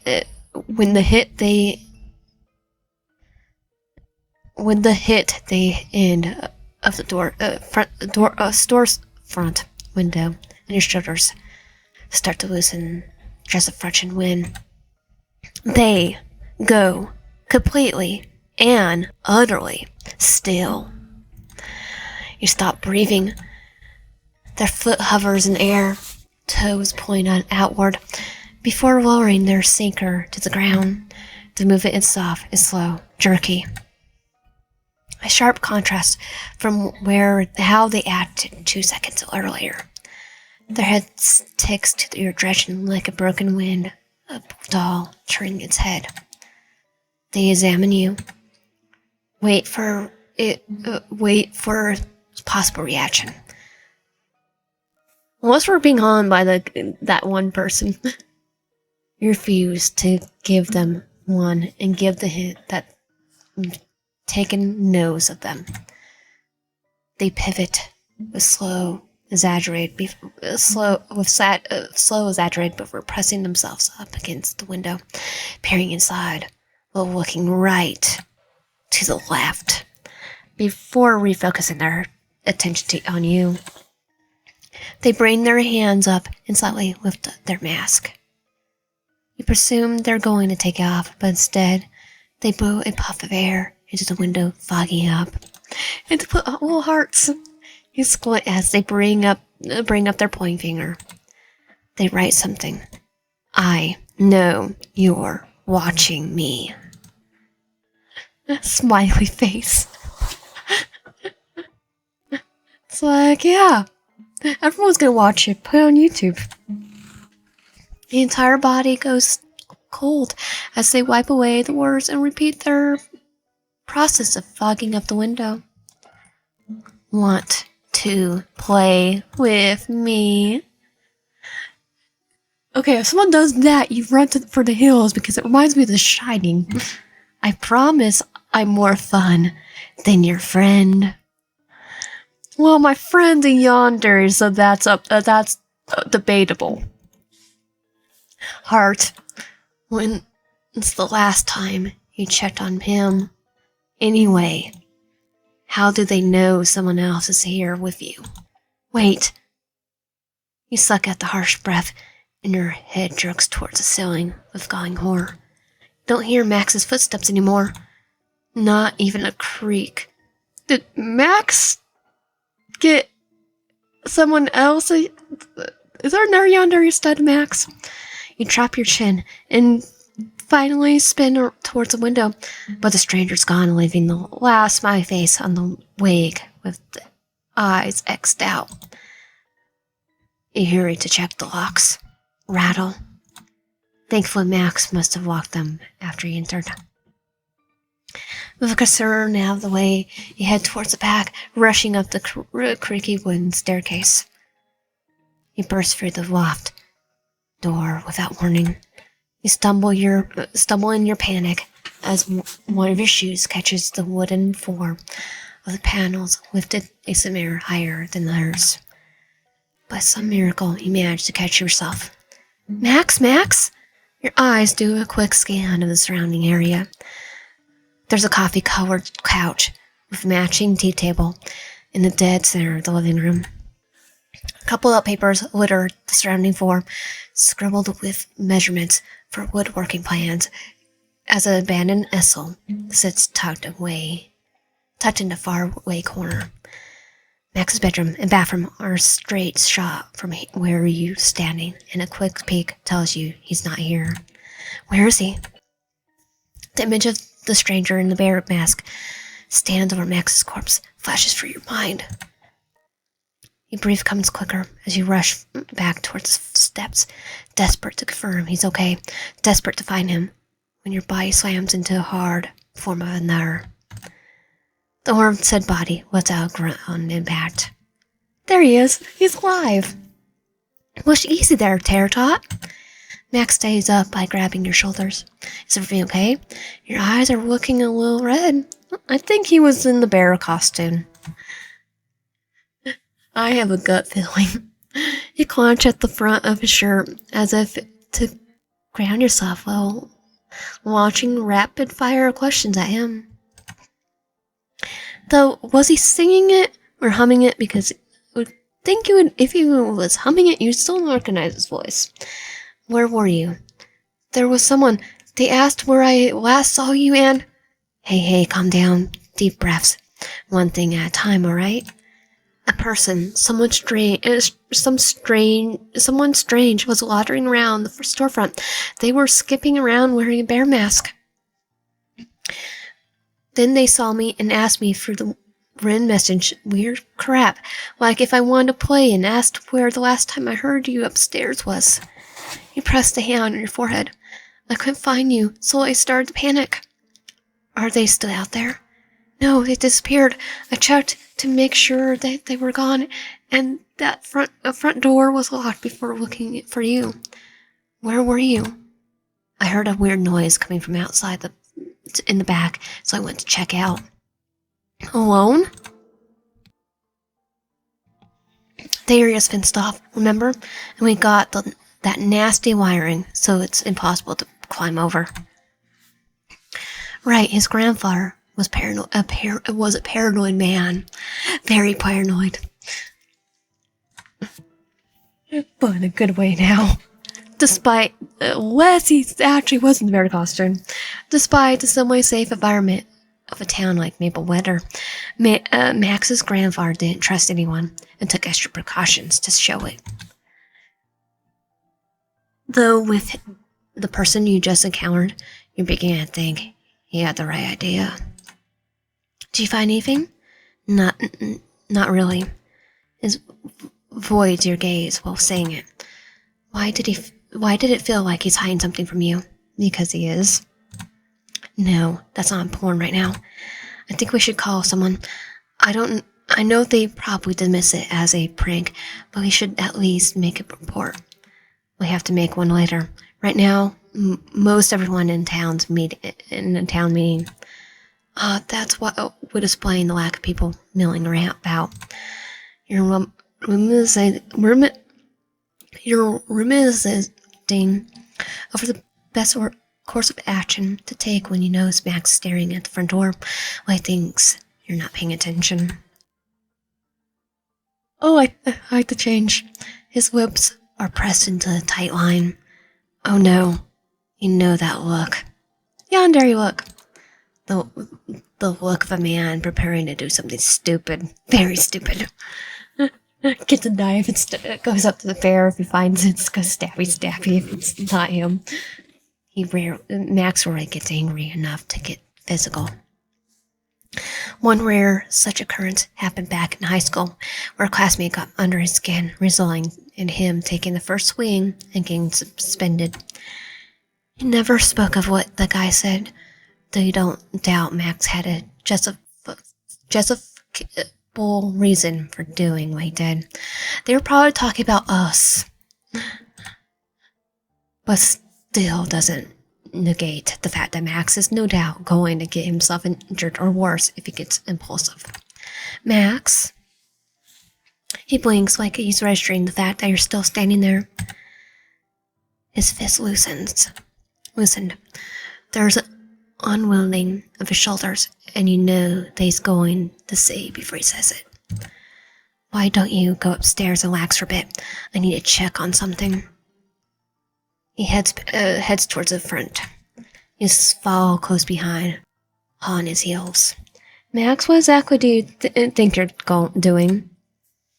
Nothing you need to worry about. Go upstairs, tater tot. You manage to circle him before he throwing your arms out.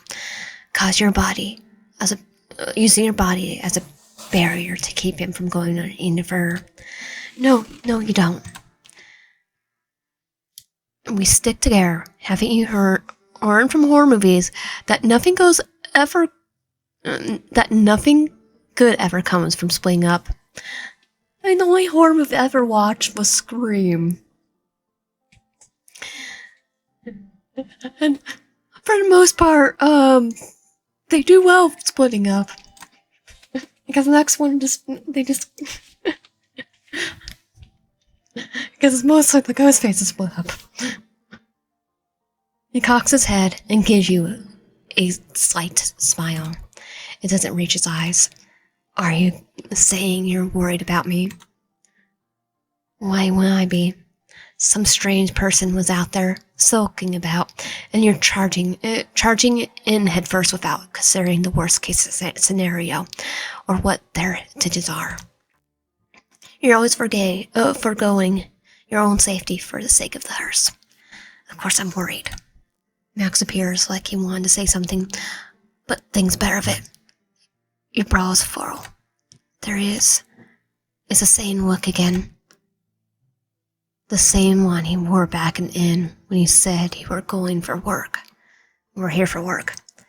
Max quickly consoles the motion that you statement aside, and instead responds to your comment. I think you got a few things mixed up there, Todd. I wouldn't do this for just anyone. I'm doing it because you're important to me, and I'd rather some creep not chase you out of town when you just got here. So please just let me take care of this. Well, the person you're doing this for would rather not. I'll be fine. Look, I promise I can take care of myself. Just one loop around the block, no big deal. And I promise I'll be right behind you, stepping on your heels.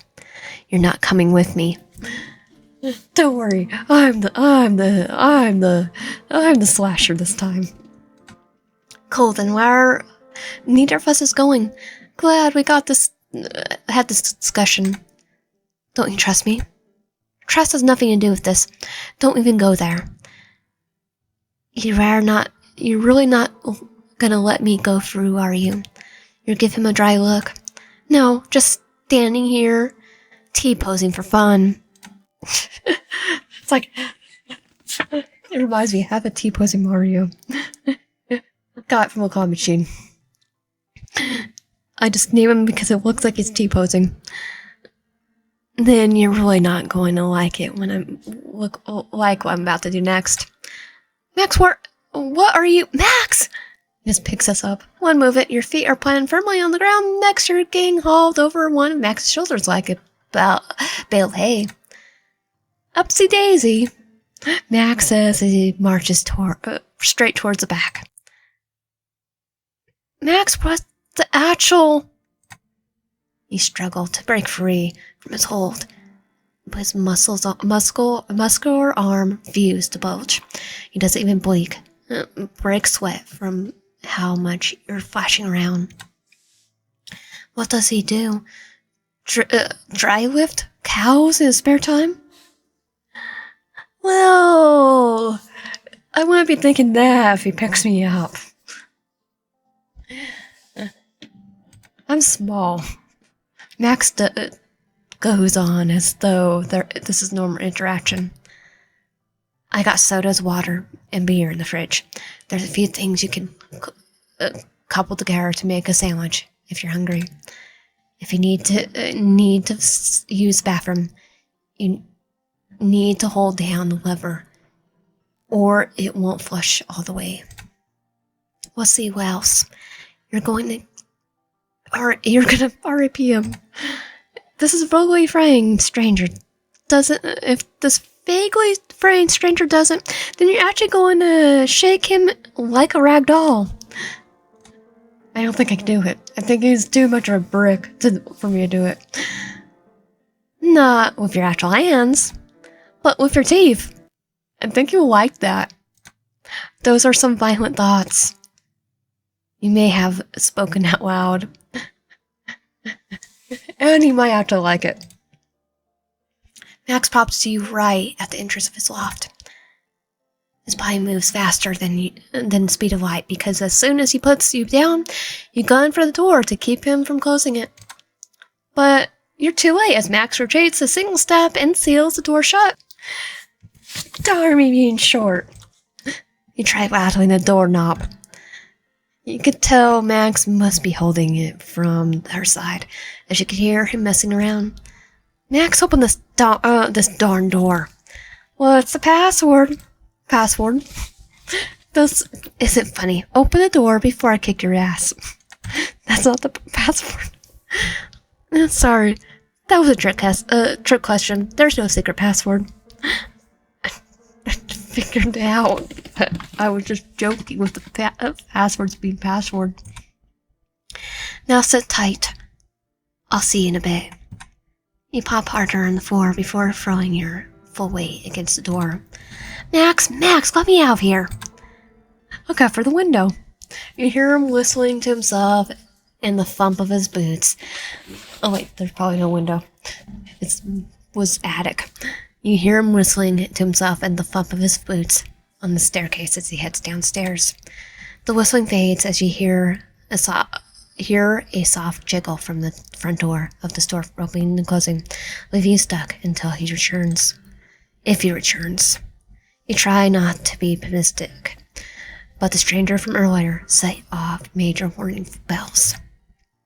Because they knew you, or at least knew of you. They knew Max was with you. Maybe they were local. They even gone as far as copying the costume from you were for your commercials, and they rewrote the jingle about a bear living up gutted after getting lost. Okay, nice jingle. I thought it was a teddy bear instead. It felt like a threat. I think it is a threat. And now Max was walking straight towards the person who made it. Don't worry. Don't worry, he's good. He's sicker. He's sicker as even a slasher himself. You pull out your cell phone, try to dial Max's old number, something you thankfully remember by heart even after all this time. But to your horror, the line never picks up. For some reason, this tiny makeshift apartment, there's no signal. You can't make any outgoing calls. Okay, so he left you behind with no signal, and if Winnie the Boo breaks in with the intent of REP me, I'm out of luck. Well, don't worry. We beat Winnie the Pooh with the chair, like our kanji from Persona 4. Brilliant plan, Max. Love to see you think things through. You know you're being harsh by forcefully locked you in a room with no way out. Unless he has tools. He might have tools. We use the hammer. Like our butters. From South Park, the South Park game. But you didn't try blocking him from leaving. Stick of truth. But you didn't try blocking him from leaving. What's the difference between using your body and a door? The quiet voice inside your head asks. You close your eyes and rest your forehead against the slab of wood, barricading you inside. Because I wasn't trying to get myself RP'd. And maybe it was all the difference. You're not entirely angry because you're stuck here, though it doesn't help. Angry because he's acting on impulse to protect you, which is deterrent to himself and his own well-being if the person is unhinged as he prepare to be. Like he's throwing away his life for nothing, all because he thinks he can take care of everything on his own. Well, we know that from the previous version of the game that Max is Yandere, so we shouldn't worry too much. Even when he fell off the roof, he brushed off both yours and Patty's concerns. This is so frustrating. Nails dig into the wood. What are you thinking out there, all by yourself? You're not sure how much time has passed since Max locked you up here. I think the plan was to lock us up here. Your arms are wrapped around your legs, with your back pressed to the door. After a failed attempt to pull off the knob, when you hear a familiar thump of boots. You go to stand up as Max swings the door open. So I couldn't find any trace of him, but looks like they're no longer. Whoa, hey, what are you doing? Where are you going? You rush past Max and head towards the staircase. You refuse to say anything or look at him. Your hands bow up into the fist as you descend. Hang on, now just wait a second. He falls after you and goes to grab your shoulder when you reach the middle of the store. You jerk away in response. You have nothing to say to him right now. Please just talk to me. There's a desperate plea in his voice. I'll just ask and I'll let you kidnap me. That's next time. When you continue to walk away, you could hear him whisper something underneath his breath. Please don't leave me again. You pause. You don't know if you heard him right. What was that? It's nothing. I said nothing. It's lying, and you turn to face him, watching as his gaze remains locked on the shelf off to the side. I just want you to talk to me, that's all. You scoff. And why should I when you don't listen? When my words seem to hold no value in the first place. But it wasn't that big of a deal for me. I'm fine, see? Well, locking me up for who knows how long, and the possibility of you getting hurt is a big deal for me. Like when you fell off the roof, it's like you couldn't give a crap if you live or die. Why can't you just... You shake your head in frustration before spitting out the words. Why can't you just care about yourself more? The words burst out of your chest, and they come out louder than intended, but you don't regret saying them. You meant that you love how Max deeply cares for others, but also terrifies you due to the major lack of balance he has when it comes to his own self-interest. Like he'll destroy himself just to make others happy. The very thought rouses you, shaking you to the core. Max remains quiet for a moment before he angles himself to the side. Well, the answer is to that is simple. An unsullied gleam flashes behind those similar forest green eyes of his occult detachment, sweeping just beneath the surface. You take a reflective step back, because I don't. If I die, it doesn't really matter all that much to me. Well, if you die, you won't get the love interest. But when it comes to you, he shakes his head. I don't care about my safety or well-being, that's a fact. But to me, as long as you're breathing, as long as you're safe, nothing else matters. Because if you weren't, he steps into you and brushes your cheek with the back of his knuckles and bends down and turns his lips towards your ear. His voice is gentle murmur. The world could not handle me. What a thing that I become. It's like, so you're gonna try to keep me here, kidnap me. The air rustles out of your lungs, and the intensity of his confession, a stark contrast to his soft and gentle touch. Should try to ask me out when it were an ice sculptor. He's so hard. For some, well, then again, we did say he got his whisper after. For some reason, the memory of Max saying that anyone could become a monster under the right set of circumstances comes rushing back to you. Were you his reason? The thing that could tip him over the edge? Or is he just being dramatic? No, he's not being dramatic. He's making a promise. You generally can't tell. Or maybe you're hoping that's not the case. You try to calm the frantic, unsteady beat of your heart and turn your face slightly towards his. He's so close to you. So close that you could see the flicker of gold in his eyes, feel the body raying off him in waves. And if that makes me uncomfortable, yeah, you ask, your voice quiet. I avoid doing most things that make you uncomfortable where I could help it. But not when it comes to your safety. That's my one non-negotiable. But even if it means I have to do things that end up making you hate me, I'll do it. Otherwise, I'm going to do everything in my power to keep you safe. You realize how insane that sounds, right? Was he always this intense? You don't remember seeing the side of him before, but most of your days, growing up carefully in lack of any actual risk, maybe he's right. Maybe there are things you don't know about him. I guess you could say it does. But if I ever have to see you blank, he cuts himself off as though he wary of sharing too much, and his gaze shudders. If anything were to happen to you, I know myself well enough to know I couldn't handle a world without you in it.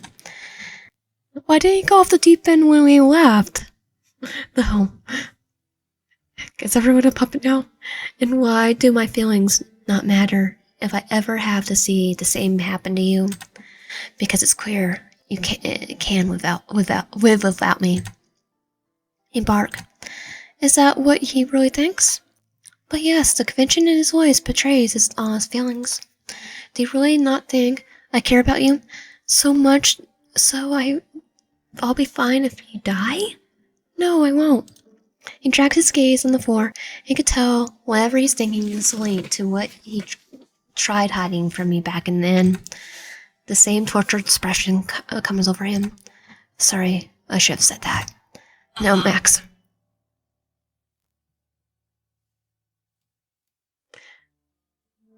Okay, silent mode's off because Siri decided to pipe in. No, Max, tell me what you're really thinking. He shakes his head. He still won't look at you. I don't think that's a good idea. We should just take a breather for the night. Max, we'll run into the same cycle if we don't address it. No, you're already stressed. You had a long day, Anne. And you see that? That's the entire problem. You say, interrupting his stream of words. My wants over yours. My needs over yours. My feelings over yours. My life over yours. Max, I'm not comfortable because you want me to be safe. Besides, from the obvious, and you locking me into your room to, quote, protect me, unquote, I'm uncomfortable because you're doing everything to the deterrent of yourself and your own own well-being. And next time, I'm pretty sure you're gonna just kidnap me eventually. For once in your life, just do what you think is the selfish thing and tell me what's really on your mind. Stop worrying about what you'll think. Stop thinking caring about what I'll think. He shakes his head, taking a step back, but you refuse to let him fall into the same old habits. Because if he keeps going, he will repeat himself. You grab onto his wrist. Not hard enough to hurt him, but enough to keep him from pulling away completely.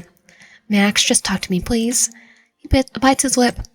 So hard, in fact, that you think he's going to break skin. He closes his eyes, opens them, looks everywhere else but you. You never confronted him about this before, never forced him to show his hand. But witnessing that and imagining it happening to your friend is a powerful thing, especially when you can't stop it. You won't sit idly by. With a stranger, you couldn't do anything. With a stranger, you couldn't do anything. But with Max, you darn well knew you can. So you wait, and you wait. Until finally, the pressure of you shared silence and the weight of your hand getting to him, and the dam that Max was holding in breaks. I knew you could live without me. Max says as his gaze collides with yours. His voice cracks. I knew you could live without me because you never once came to visit Maplewater after you left for the city. And when you do, it's for a job. Not to see me, not to see anyone else. A job.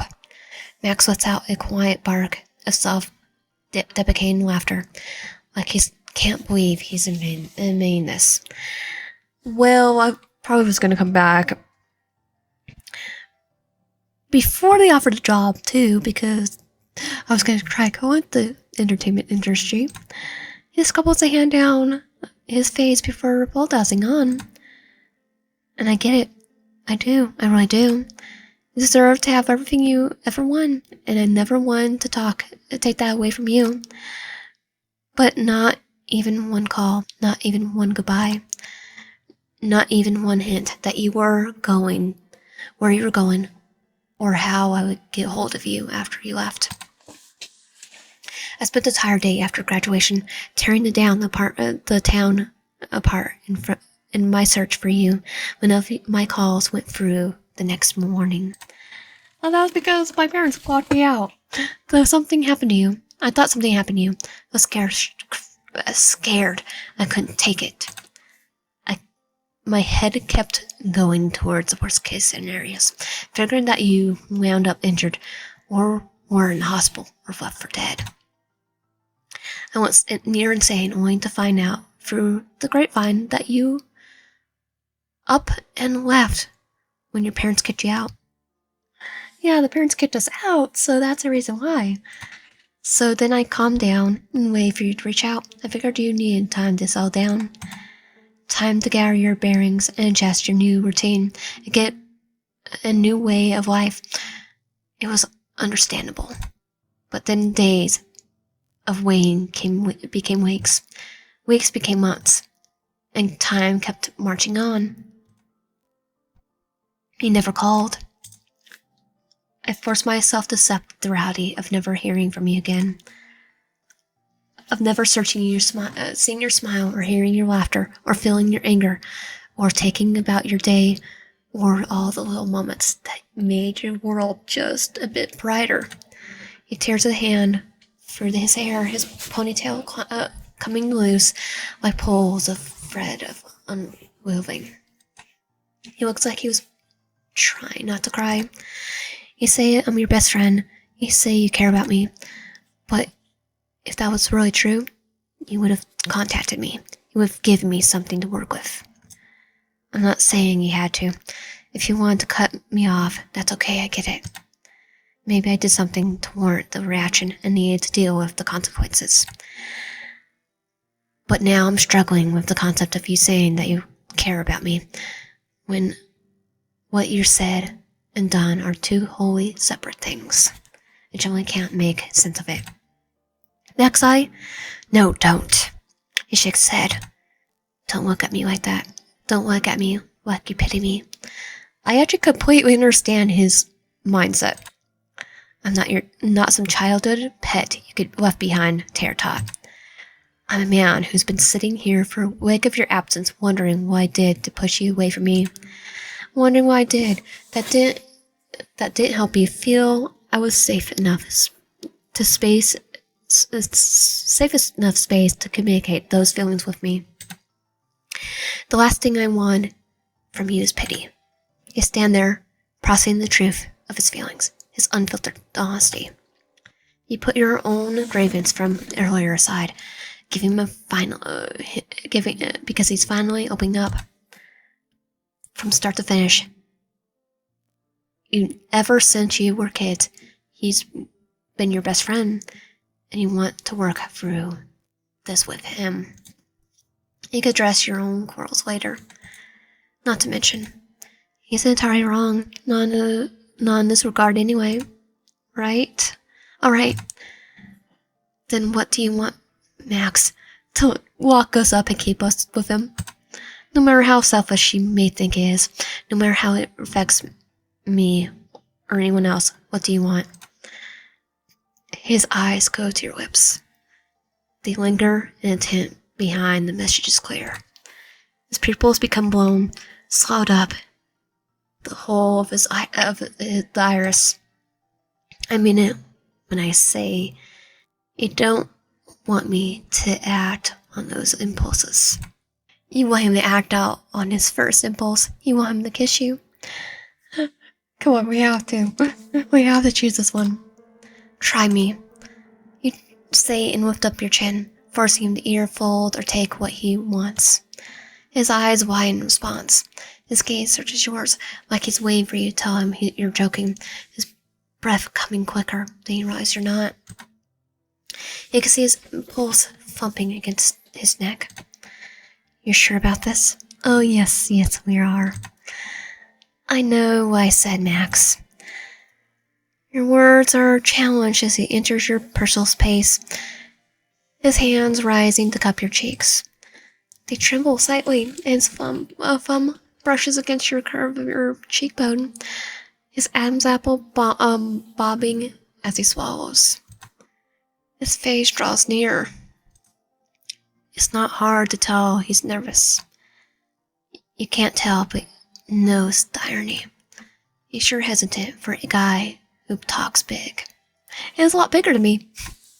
Tell me to stop right now, and I'll stop.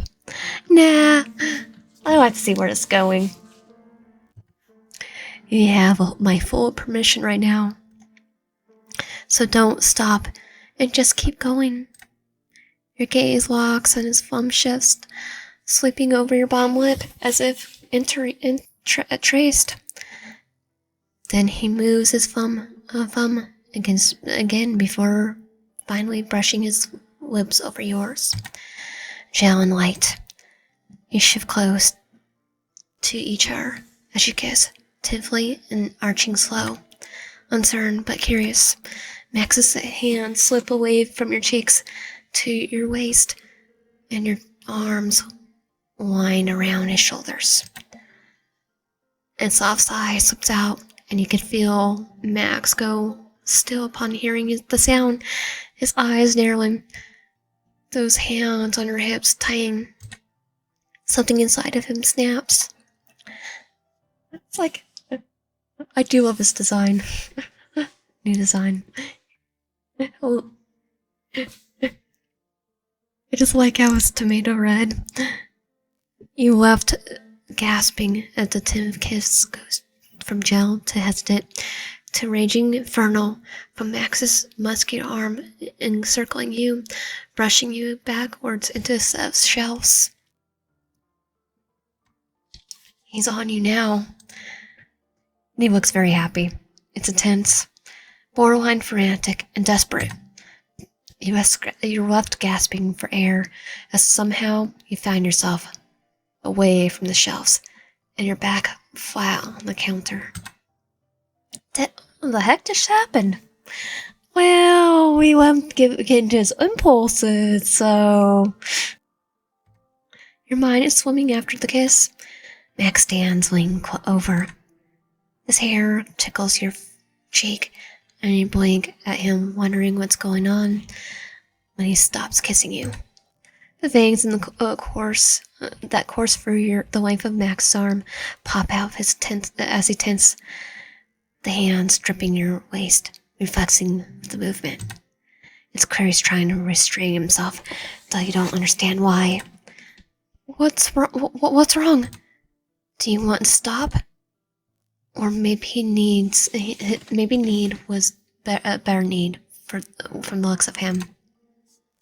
Max swallows hard as she shakes his head, clearly wanting more of you. He clears his throat, looking off to the side. I just need a minute. I didn't realize it would be like this. I feel like my head's spinning, and I don't want it to be good. I don't want this to be good for you. His eyes finally meet yours, especially since it's you. I did encourage you to be selfish, Max. This is me being selfish. He emits with a soft chuckle. It sends a pleasant vibration through your body. The thumb of his left hand gently is circling your pulse. Your blood sings in response. I guess I just thought I have more to adjust, since I've never done this before. Gone on a few dates and shared a few kisses in between, that sort of thing. So I could build myself up, prepare myself for when the time comes. You knew we were coming back? I never thought our first kiss would be this intense, or that you want to become physically intimate with me at all. What did you think it would be like? Our first kiss, I mean. Shy, soft, cute, maybe even a little bit clumsy. But, yeah, it was definitely not clumsy. He shoots you a sleepy smile. All boyish charm. Probably watched one too many romance based on my assumption. But still happy because I'm doing this with you. Max moves from your waist to go trace one of the stickers on the countertop with his point finger. His lips curl into a nostalgic smile. And you saw the path of his gaze. You know, I'm surprised how long these stickers have lasted. That's because I added resealant to them. I asked my dad for help in order to apply it properly. Your dad was okay with that? He figured out taking them off would be nothing short of a nightmare, and the tip of his ears turned darker shade of red. It's like, no, it's the love of my life. I think he knew I had a huge crush on you, even back then. Wait, really? You sort of feel like the densest person on the planet for not noticing. Definitely not the densest person. Then again, you were focusing all your efforts on the school, helping your dad in his workshop, doing fun things in your spare time. So if we were helping him in the spare time, why did we get kicked out? Oh, not spare time, but we were helping him. Why did we get kicked out? You weren't really thinking about romance. I figured it was obvious with the stunts I used to pull. He laughed to himself. God, it was such an open and careful expression, almost like the sun's coming out from for the very first time in a very long time.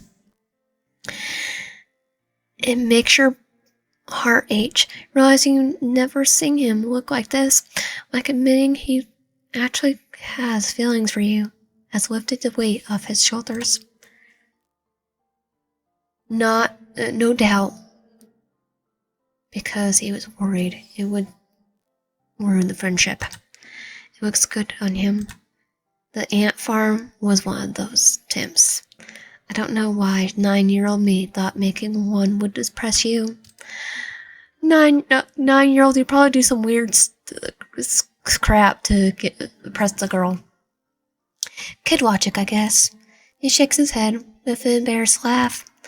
But anyway, yeah, I had a crush on you, and I was pretty sure he knew, given those to me for my birthday. I want to keep them somehow. I just didn't know the best way to go about it, so he agreed to help. He traps a sticker of the swarm paint in the watercolor, but all you could think of is the gesture itself. They were cheap stickers sold at a dollar bin. He brought them on a whim, and Max likely had seen them before himself, because there's not a lot of shops in town. He had to know they didn't cost much. And yet, Max? You said you thought our first kiss would be soft and sweet. Can you give me one of those now? The military stunned the man. He asked, practically hear the dial-up noise coming out of his head. Just processing his computer. His brain is on dial-up a dial-up computer, which I don't even think it exists anymore. I don't know. Wait, I don't understand. What brought this on? You don't have to understand. Just know I want to. Is this okay with you? You sit up, resting your weight on your eyeballs as Max adjusts to keep you enough room. His gaze searching yours. It's clear he doesn't understand where the sudden request came from, but he softens at the same time. Of course it's okay. You can kiss me tear-tot. Permission granted. You push yourself uptight right in the same position, your legs still dangling off the counter on the side of Max's waist. You go to cup his face, feeling the smooth curve of his flushed cheeks. The effort you had on him is instantaneous. Melts under your touch, nuzzles to your palm before kissing it with gentle reverence, his large hand folding over yours.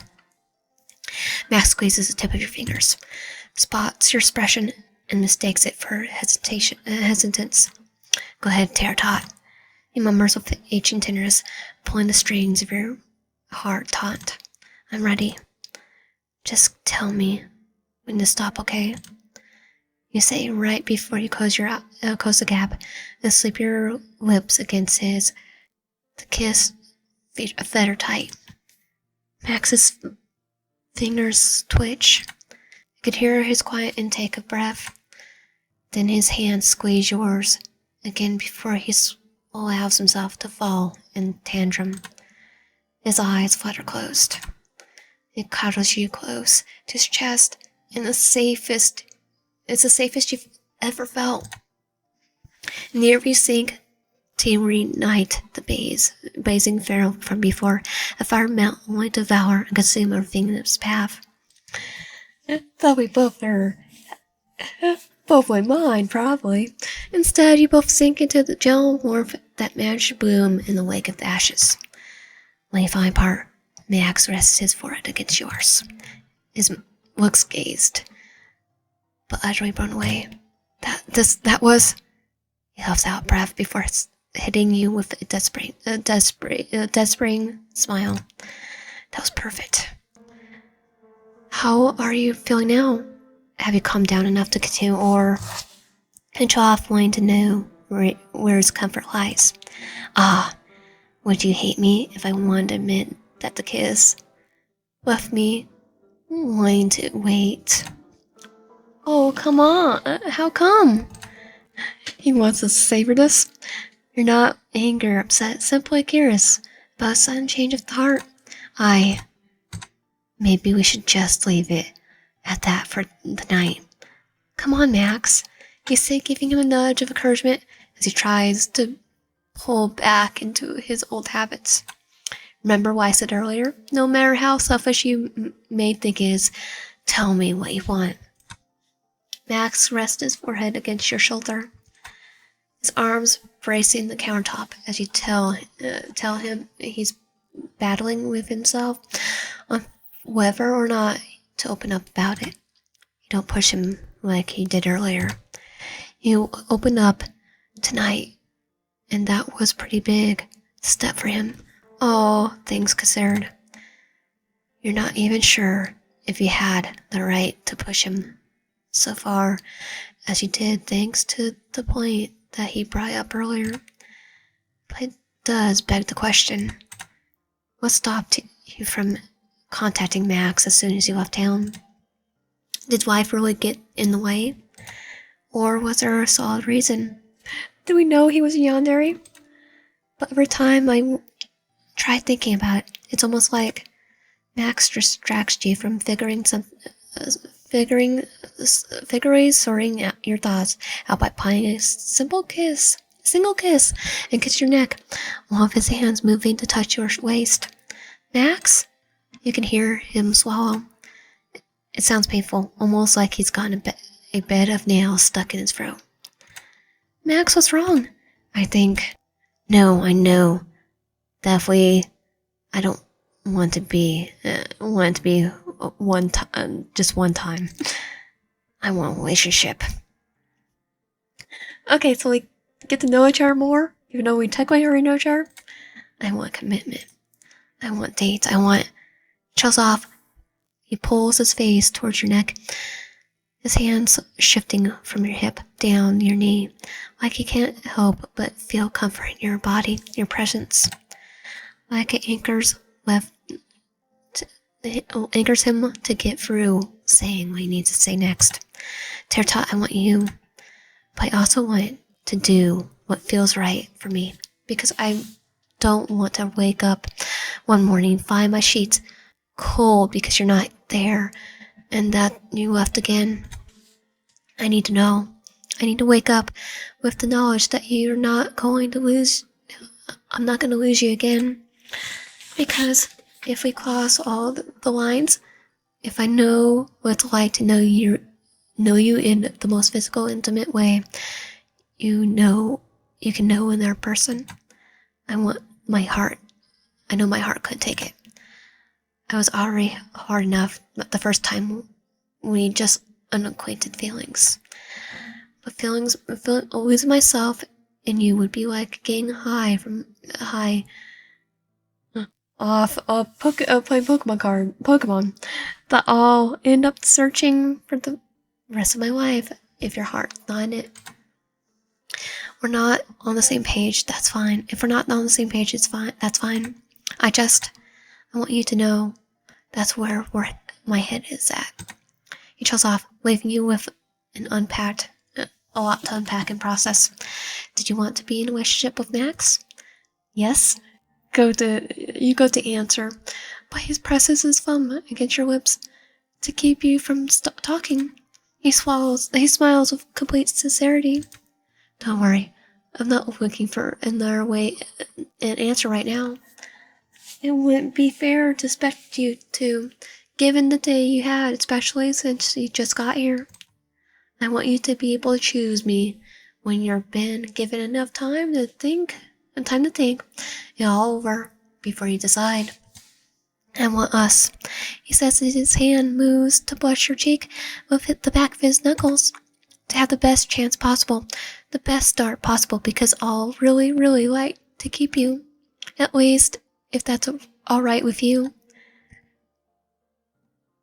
Talk about dropping lines that could make anyone swoon off the countertop. But you realize he's right. You shouldn't say yes or no on a whim. It's best to consider everything he just told you. All right, Max. I'll take some time to give it some thought. It gives you a heart-stopping smile and moves to press a kiss to your forehead. On the full sincerity, and we can only describe as filled with adoration, with complete unchecked. There's no doubt left in your mind that that you want him. The man loves you. Thank you. He murmurs against your skin before drawing back, again to help you down off the counter. Since we probably won't be able to get hold of the 40s until tomorrow, maybe we should put a pause on our outing and exchange it for a day in. I can make you something upstairs. We could watch a movie. He coughs. Maybe cuddle.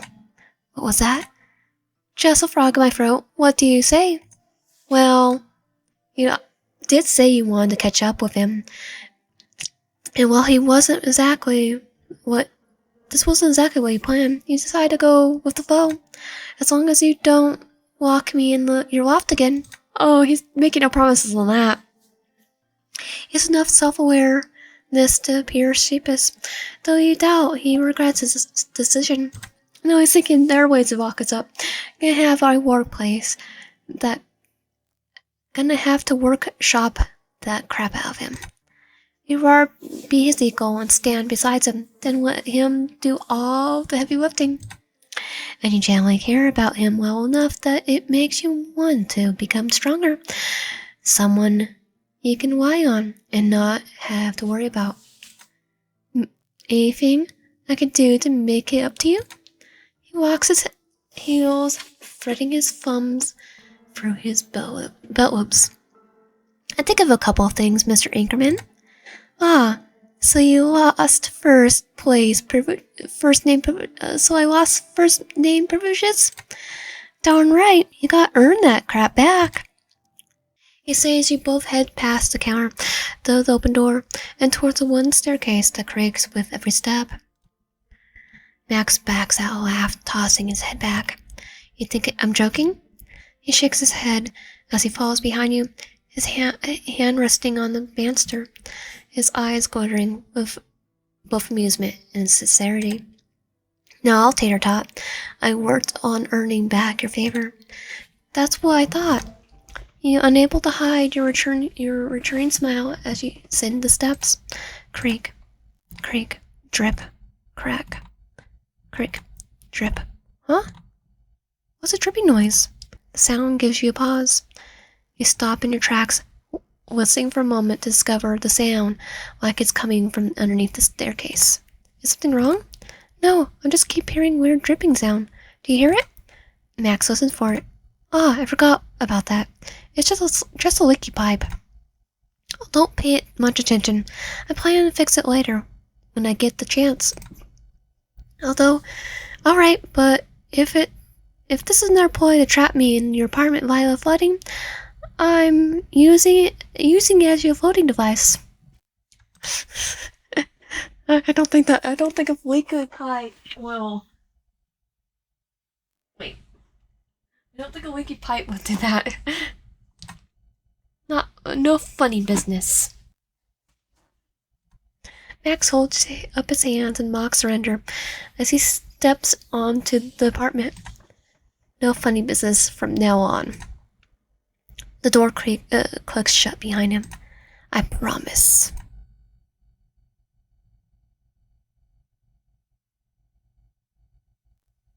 There's something in there? Drip. Drip. Drip.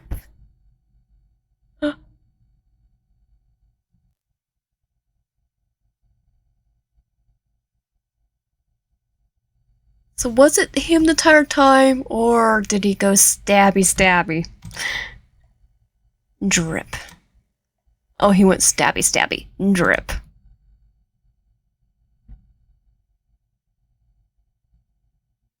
City Hall in Maplewood, Connecticut. Town meeting. Immense pressure building between the bridges of his nose and his eyes. He tries pinching it to smooth the H. Nothing helps. Are you alright there, Colt? Colt Anchorman, a former owner of Anchorman Hardware, and father to Max Anchorman, nods despite the fact that he's not. He hasn't been ever since he went out into the woods. The darn foxes were getting into the Nail's chicken coop again, so he figured he would try warding them off with a few nasty scents to deter their antics. It was the most inhumane way he could think of. Meanwhile, old Billy kept complaining. They kept needed a gunshot between the eyes. Screw Billy. But the point was, Colt refused to do things his own way. He starts circling the long stretch of Nail's expansive property, about 12 acres, before he seen it. Trail blood. Sparks here and there that led Colt to fiercely believe Billy had taken it upon himself to shoot the foxes. He followed the trail, only to discover a horror from where the blood originated. No matter how many times he closed his eyes, he could still see it, smell it. Choked on the stench of the decaying flesh simmering underneath the heat of the summer sun. They died a terrible death. Their jaw was open, locked in an eternal scream, with their eyes glazed over. 50 years. 50 years of peace, and now Colt blows out a steady breath as the townsfolk argue about seemingly innocuous things, which roads fix when they're holding the county fair, what fundraisers they're going to do for the schools next year. It's in no steam before they click a click of dressing shoes, not work boots, step up to the podium. The mayor has arrived, and they sweep their gazes across the room as everyone quiets to a hush. Shirley appears, taken by surprise. The heck are you doing here? Did you know about this? Colt doesn't respond. Know about what? I want to know who died. 2. It's not uncommon for the townsfolk to take part in their gatherings. It's not common for the town's mayor to take part in their gatherings. Usually they're tucked away in the office, but today they're on his behalf, and because of what he found and what it means for them, for all of them. I apologize for the sudden interruption, but I'm afraid there's something I must address. They turn, and suddenly the lights dim. The old projector has been set up and flares to life. Behind the mirror, it displays a photograph, a date written on the top right corner. July 21st, 2000XX. Someone gags. Billy hollers. The Securities. Nail stands up before sitting back down as if he doesn't know what to do with himself. Shirley winces and hisses through her teeth. Her husband, Dr. West, cramps a hand over his mouth, saying far more brutal than likely anything he's ever witnessed with his own practice. I think he was seeing if it's pretty close to date. And Colt remains unfazed because he took the picture, knowing it was far worse in person. I come to you all today with some news. Earlier this morning, one of our very own found a body located in the outskirts of town. The body has not been identified yet, but thanks to its presence, we can confirm one crucial fact. They turn towards the crowd. Their eyes meet with each other, every person in the room, until they finally fall on Goat, who knows what they're going to say. Their jaw tightens as the words ooze from their lips like changes from an infection. The next coin is upon us. I cannot wait for the next act. I can't wait for the next act. Kosa session. So if you like my content, please subscribe if I do. How about I comment below? I'll see you guys next time.